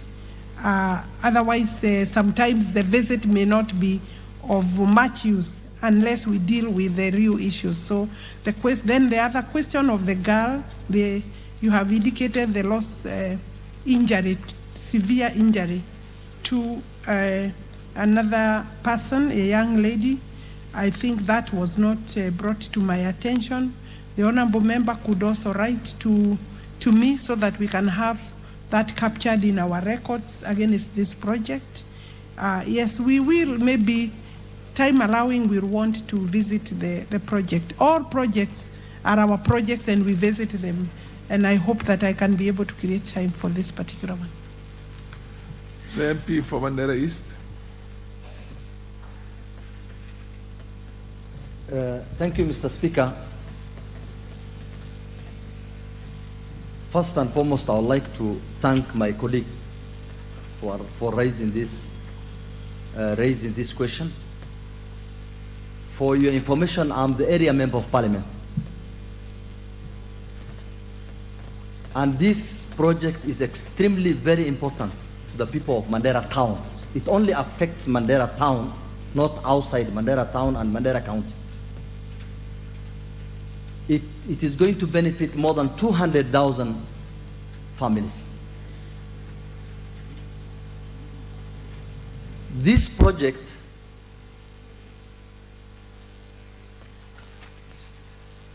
has been going on, I think, for the last 4 or 5 years. Unfortunately, there are issues you cannot avoid, like security, floodings, and extra jobs that normally arise. Most of these jobs are carried by experts from other parts of the country, not locals from Mandera County. And you know the security problems that are there. Sometimes they run away, all of them, and the job cannot continue without them. That has really affected several times. Floods, sometimes when there are floods, because there is a river Dawa, they cannot continue, they have to stop. And there are extra jobs that normally arise outside the agreement, and they have to do it. And there are claims that normally arise from those extra jobs. So the delays are always expected, especially in Mandera, where there are security issues, flooding issues, and the extra jobs that are there. The delays are expected. I'm sure the CS being a performer, they have done their part. But there are issues like that that normally arise and they are expected. Your point, now, wait and ask your question. The companies that do that job, one is a Chinese and one is a Kenyan company. The Kenyan company that undertakes the water supply is a company that has done mega jobs, I think mega projects, including Mamangina Drive in Mombasa. Unfortunately, there are always variations, and there are claims that have been applied. So my question here... Order, Honorable Waitan. Order, Honorable Lumabkhair. Order. Honorable Waitan, you have had enough time to give order. Ask a question. Yes. Madam CS, what assurance are you giving this Honorable House to make sure that you pay the contractors to go back and resume their duties? Because right now, it is not true that they are not on site. They are there, but the job is stalled. Number two, what plans do you have to compensate the families that are affected because of the deceased? You know, there are families that have been affected. There are deaths that has occurred. What assurance are you giving that you are good? You have made your point, Honorable Waitan. Yes, Honorable Makilap, what is your point of order? Oh, Honorable Kamket. What's your point of order?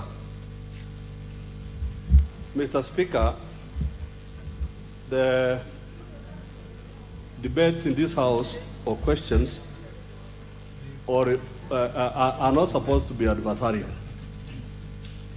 And Mr. Speaker, for the benefit of the new honorable members, I think, would I be in order, Mr. Speaker, to ask them to address their issues to the chair and not directly to the Cabinet Secretary? Order, honorable members, you've heard it. When a question is brought to the floor of the House, it's the property of the House. It does not affect any two individuals. So I thought you were complimenting one another, but if it's the other way around, then I'm afraid the House will not allow a diatribe between two members of Parliament. Yes, the Honorable Muri wanted to ask a question. I'll take a few more supplementary questions. And the MP for Buri next. Thank you, Mr. Speaker, for this opportunity.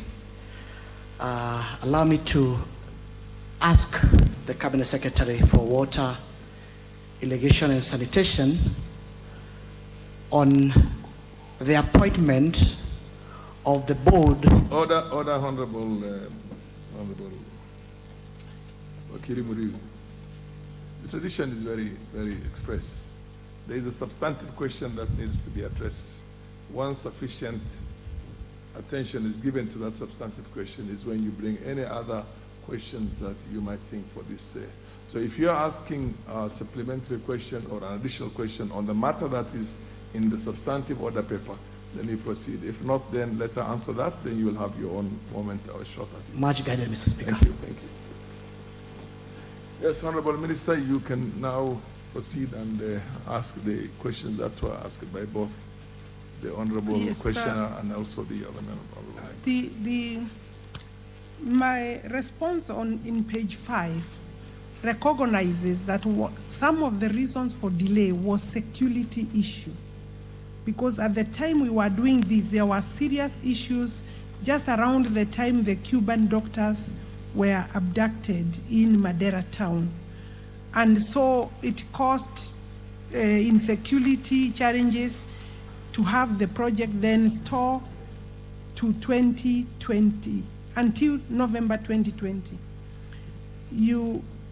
I want to assure you that this project is very key to the ministry. We have invested money in it, and we will not stop until the project is completed. But you know that I also rely on funding from this house, and we are working to ensure that there is sufficient funding to complete the project. If you look at the overall, it's at 73. Considering the total amounts of this project, about 2.5 or 2.3 billion shillings, I believe that we've done well despite those challenges, and I therefore want to assure you that the project will be completed. It is true, it is serving a very key area in terms of water scarcity. We need to have it completed. It's one of our answers for water in Mandera County. Thank you very much. Minister, there are two pertinent central questions. One is, when will the contractor be on the ground? And when are you going to pay the outstanding contractor's bills to enable the contractor to complete the job? We have given us a date for completion. Your outer limit in terms of completion. I had given a date for completion, Mr. Speaker. Completion, yes, you gave it at the end of this year. Yes. The So contractor has until the end of this year. Yes. But then you also mentioned the fact that there are problems with payment, non-payment. And there are outstanding bills. I have been advised that we may not be having any major outstanding payments. I know they were there before, but I would say that if there are any and we have money, we will release the money immediately. And the contractor is The not on the ground. contractor is the contractors actually too. They are on the ground. It's just that they are not doing the work. Okay. Those challenges that we have given there, including the PAP, we have had to redesign again because one of the major people there in terms of ranch, number 17, declined. It really brought problems for a long time, and we had to use a different route and therefore a new design. So some of the challenges are actually community driven in a way. Let me not say community because it was an individual. So that, but we have overcome that. We should be able to complete the project as indicated there. The two Kenyans, in one case, the impression I get is that in every contract like that, there's an insurance on that, and maybe the insurance bears the responsibility for that. Yeah, but there's a young lady who is not accounted for in here who is paralyzed. I'm not aware of that. I had asked the honorable member to maybe give me send a letter to me, then I would forward it to the agency. Excellent. And it will reach the contractor. Excellent. Honorable Wakil. Point of order. What's the point of order? Honorable Waitan. Yes. I think this has been It's just a short intervention. Thank you, Mr. Speaker. I think the time given, and now there are some differences and some variations that are supposed to be solved. There are claims. The time given from here to December, is it going to be possible? Order. Honorable member for Mandera East, this is in your constituency. It's also in the constituency of the gracious lady out there because she represents the entire Mandera County.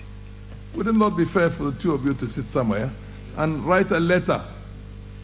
Yes, write a letter to the minister, and you're literally pulling this thing in the same direction. So what you need to do is that you iron out those things with the minister. She's willing to. She's a former colleague here. Yes, the Honorable Majority Leader. Speak on a point of order, because, I've struggled just like you're struggling to listen to Honorable Hussein, the member for Mandera East, and the question that was brought by the member for Mandera County, Honorable Mulher Kasim. And if you listen to what the Honorable member for Mandera East is saying, he's basically speaking for the contractor, and even alleging that their payments are pending. And when I listen to the CS says there is nothing substantial. And you know, I was just wondering if the member, this project is in Mandera East constituency represented by the Honorable Hussein. Should you be speaking for the contractor or for the people of Mandera East? Order, majority, order, majority leader, order. You're out of order. You're out of order. They're speaking about the facts on the ground. What is out of order here, Honorable Majority Leader? Getting there. I was getting there. With a lot there. of respect. It's only that you cut me short, Honorable Speaker. I was getting there.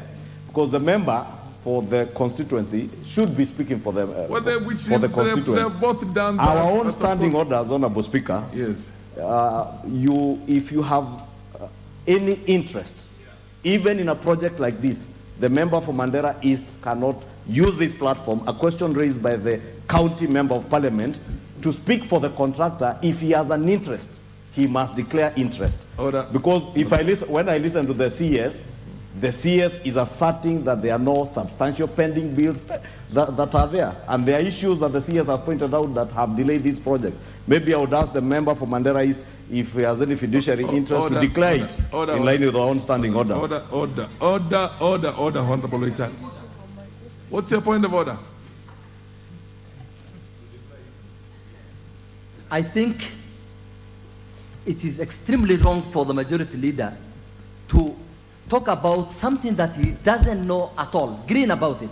You know, the contract, I have followed this thing to the end when I came in as a member of parliament. I have known where the problem is. The contractors, some of them come from... Order, Honorable Majority Leader, order, Honorable Mulher, we are past this situation now. The very simple question is, the chair has already given you a direction. Proceed, sit together, go through these things, approach this very able minister, and get your business done. You both are looking for a very good sewage system that works. You both are looking for your own people who have had an unfortunate accident there to be taken good care of. So proceed on the basis of that. And you have been given already the direction. Beyond that, I am not going to allow the two of you to have, a back and forth here. Honorable Murillo, proceed. Order, Honorable Mulher, order. I think this we have dealt with this adequately. Proceed, Honorable Murillo. Thank you, Mr. Speaker. Mine is a supplementary question. The first question which I'd like to ask Honorable Cabinet Secretary in charge of water, sanitation and irrigation is whether she is aware about the illegal appointment of the Board of Directors in Adi Water. Section 66 of the Water Act 2016 provides that the members of the board and the chairman must come from the water basin. But Mr. Speaker, sir, what you find is that the appointed board members, some come from Nyanza, others come from Eastern, others come from Western, and those, even the ones that have been appointed without consultation of the leaders within the region. The basin is Murang'a, Kiambu, and part of Nairobi. And therefore, I just want to ask the CS whether she knows about the illegal appointment of those board of directors.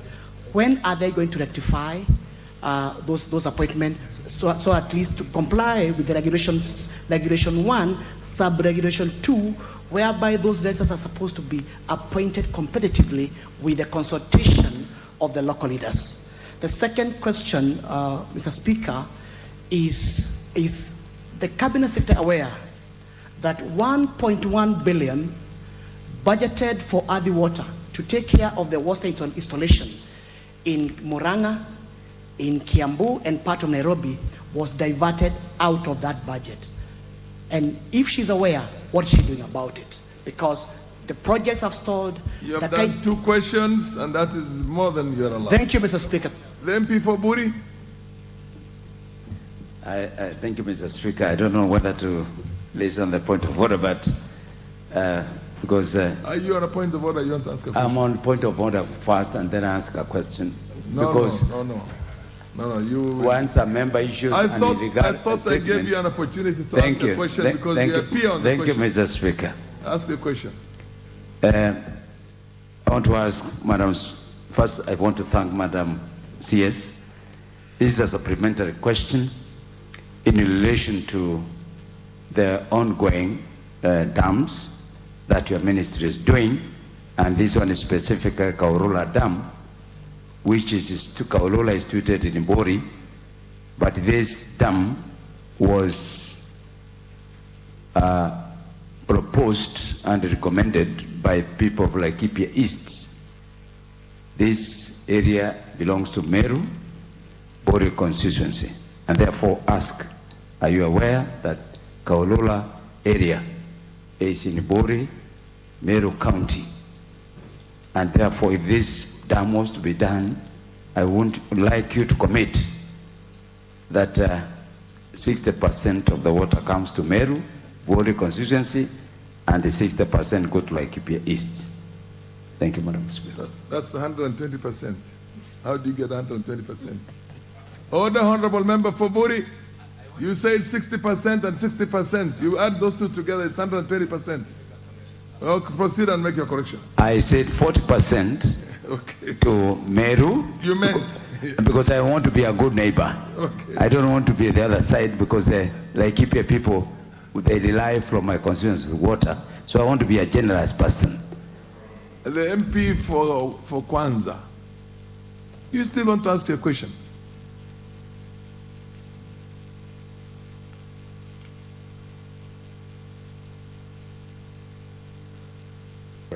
Mr. Speaker, I'm waiting to ask my question when the MB... Fair enough. The MP from Turkana, who is that? I can't see you. That's who. No, that actually comes so. Proceed. The MP for Turkana East. Proceed and ask question. Thank you, Mr. Speaker. I'm Nicholas Nkoro, MP Turkana East, Turkana County. And I just want to ask the CS Water to give the status report of low water dam in Turkana East constituency, which it has been overdue since 07 to date. It has been in the government report on the implementation of dams, but to date, its implementation, it has not seen the light of the day. Can the CS give the status report of that dam, low water dam? Honorable Adam, proceed. Who is on a point of order? Thank you very much, Mr. Speaker, for giving me this opportunity. Mine is about Sabor Water Project, where the initial project was to construct Sabor Dam to provide water to Iten town, which is in my constituency, and its environs. Instead, Mr. Speaker, the dam was not constructed, but only a weir, a small thing that collects water was constructed, leaving our town to constant water rationing. Iten town currently doesn't have even a sewer line, courtesy of that problem. My question is, where did the money meant for the dam and the sewer line go, and why? Thank you, Mr. Speaker. Yes, the Honorable Majority Leader.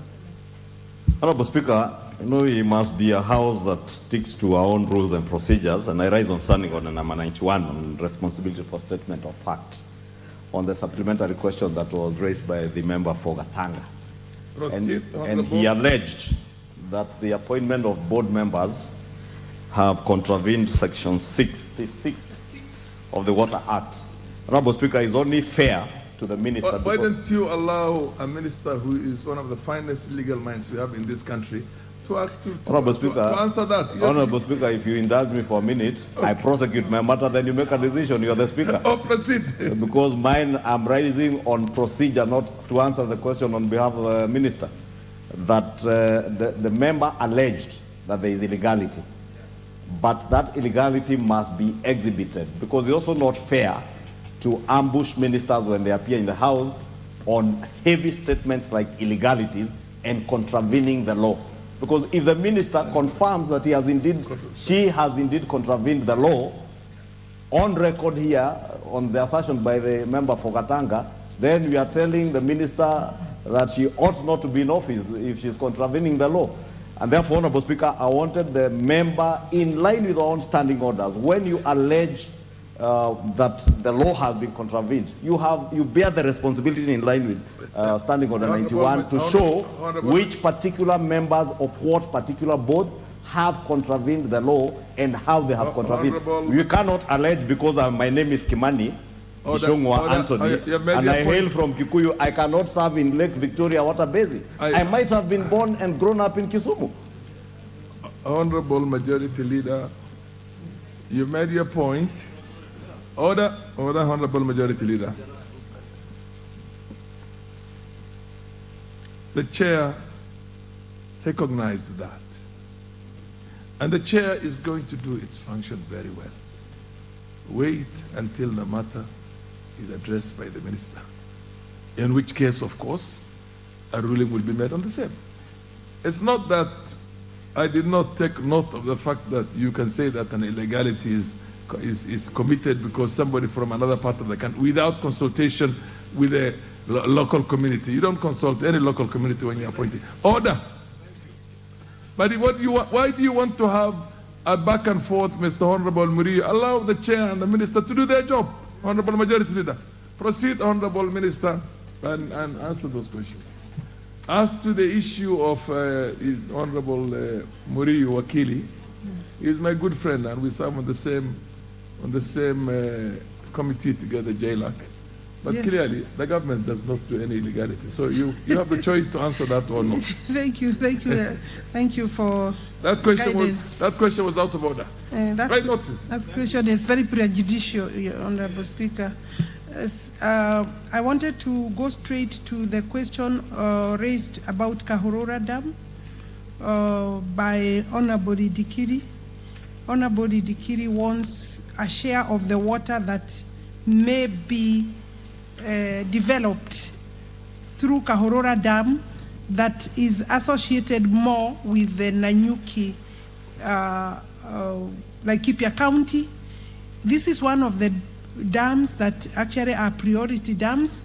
I believe the honorable member knows that we are working on it because we want to have investors interested in this dam develop the water. And his concern is whether, as it has happened before in other areas, whether Bore, that is hosting either part of this dam or hosting the dam, shall be a beneficiary. Yes, I had said earlier, policy now is that the host community of a dam must be taken into account and consideration will be done.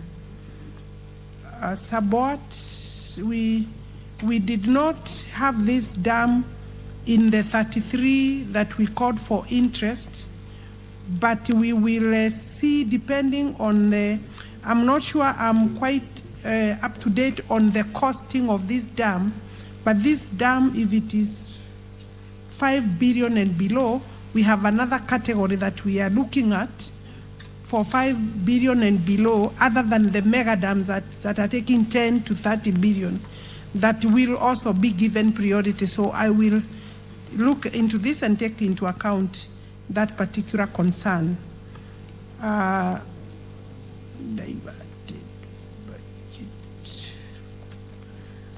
I think, Moreu, other than the question of Section 66, you had a question on budget. I'm sure you may not be aware that though there was a problem regarding that specific budget, it was addressed by National Treasury and electrification was done, and short of exchequer, I believe this money, by way of documentation, including a letter from CS Treasury, confirmed that a reverse was done or an rectification was done.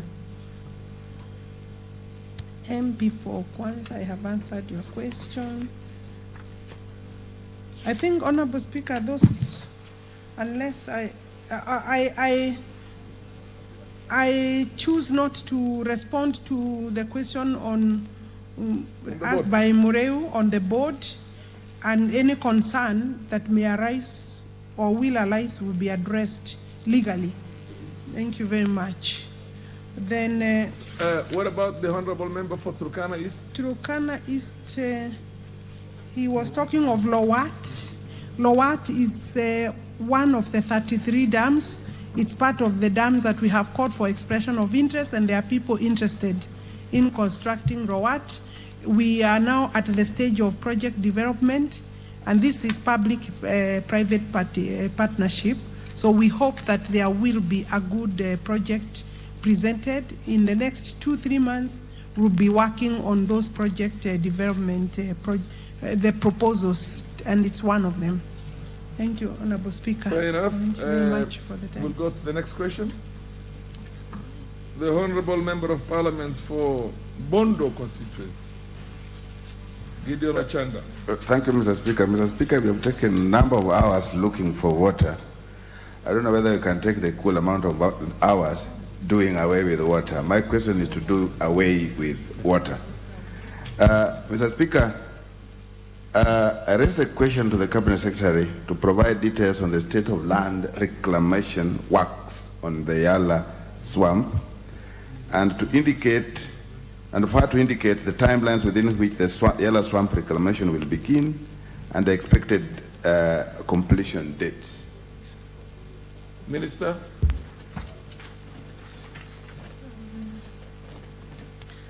When I saw this question, Honorable Speaker, I was not able to discern immediately whether this question regarding that particular area should be, this is question number 8 on my list, question number 337. I felt that this question is for Lake Victoria Basin, because that region is also under Lake Victoria Basin, and Lake Victoria Development is under ASAL, is under East Africa Community Regional Development and ASALs. Therefore, I may be not the one directly in charge, but in respect of Yala, I know we also have some work there, and we have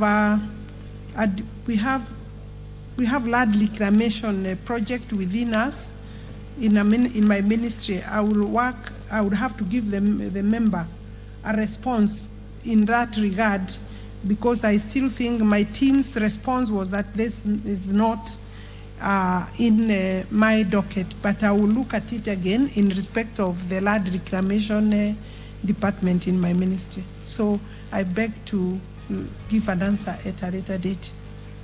And I can send it to the Honorable Member for Bondo. Fair enough. Honorable Ochanda, you have an undertaking by the Minister. Once the determination is made on what falls within her docket and what falls within the other authority, then she's able to answer yours. Well, proceed. You want to... Thanks a lot, Mr. Speaker. I think I really appreciate that effort. Reclamation is basically under her ministry. And if at all there was a mix-up, I think that mix-up might have not been looked at appropriately. We may need time, I follow it up, because the reclamation efforts that I'm talking about here, Madam CS, are efforts that were started before our independence. And so far, very little has happened and very many people are affected. The first efforts displaced people. Those people have never gone anywhere, have never had land. And if at all we are doing any reclamation efforts, this is the time that I thought that this community, the households need to be looked at. We'll follow it up with the CS, Mr. Speaker. Fair enough. Honorable, Honorable MP for Kwanza, if you're going to have a follow-up question on the matter, this question which has already been... Yeah, I was waiting, and I think he has made it very clear. This is a move of the ministry of agriculture, and I think the drainage is something else. But overall, Mr. Speaker, I want to take this opportunity to thank the Minister. She has done a very good, because she was one of us here, she has done a very good job. However, I want to take this opportunity to ask her, as the Minister for Irrigation, that this country should, even if it means taking our technologies or whatever to other countries like Israel, to do something about irrigation, because you can see, Mr. Speaker, we are even importing food from Egypt, which has got only one river. And yet, Kenya, for example, the Lake Victoria Basin, where I worked as an MD, has 8 rivers. So irrigation is very important, given, Mr. Speaker, that this country is experiencing the climatic change, short of rainfalls. So I'm asking that the Minister does something about technology in irrigation, so that you can be able to do more irrigation projects in this country, rather than us going to import rice from Egypt when we can use our irrigation systems. Unfortunately, we are now at question number 337, and it does not belong to the Minister. So you should have asked those questions when other water-related and irrigation-related questions were being asked. Now we have to move to the next order. Minister? Now, I think I have exhausted my questions. You have exhausted your question, the answers, you have given it, and so I always appreciate you have done a good job. Thank you very much. You can retreat and go back to your office and work. Thank you very much. Order Buri. What's the problem, MP for Buri? Your question, I thought your question was Mr. Speaker, you know, the CS is one of us, and she is reacting to us as a member of parliament, which is excellent responses. And I want to thank her and the ministry for being a good friend to the members of parliament. And therefore, I really congratulate you. Don't tire with us. It's because of the problem that we are facing as a country. And because you are working with us, thank you very much.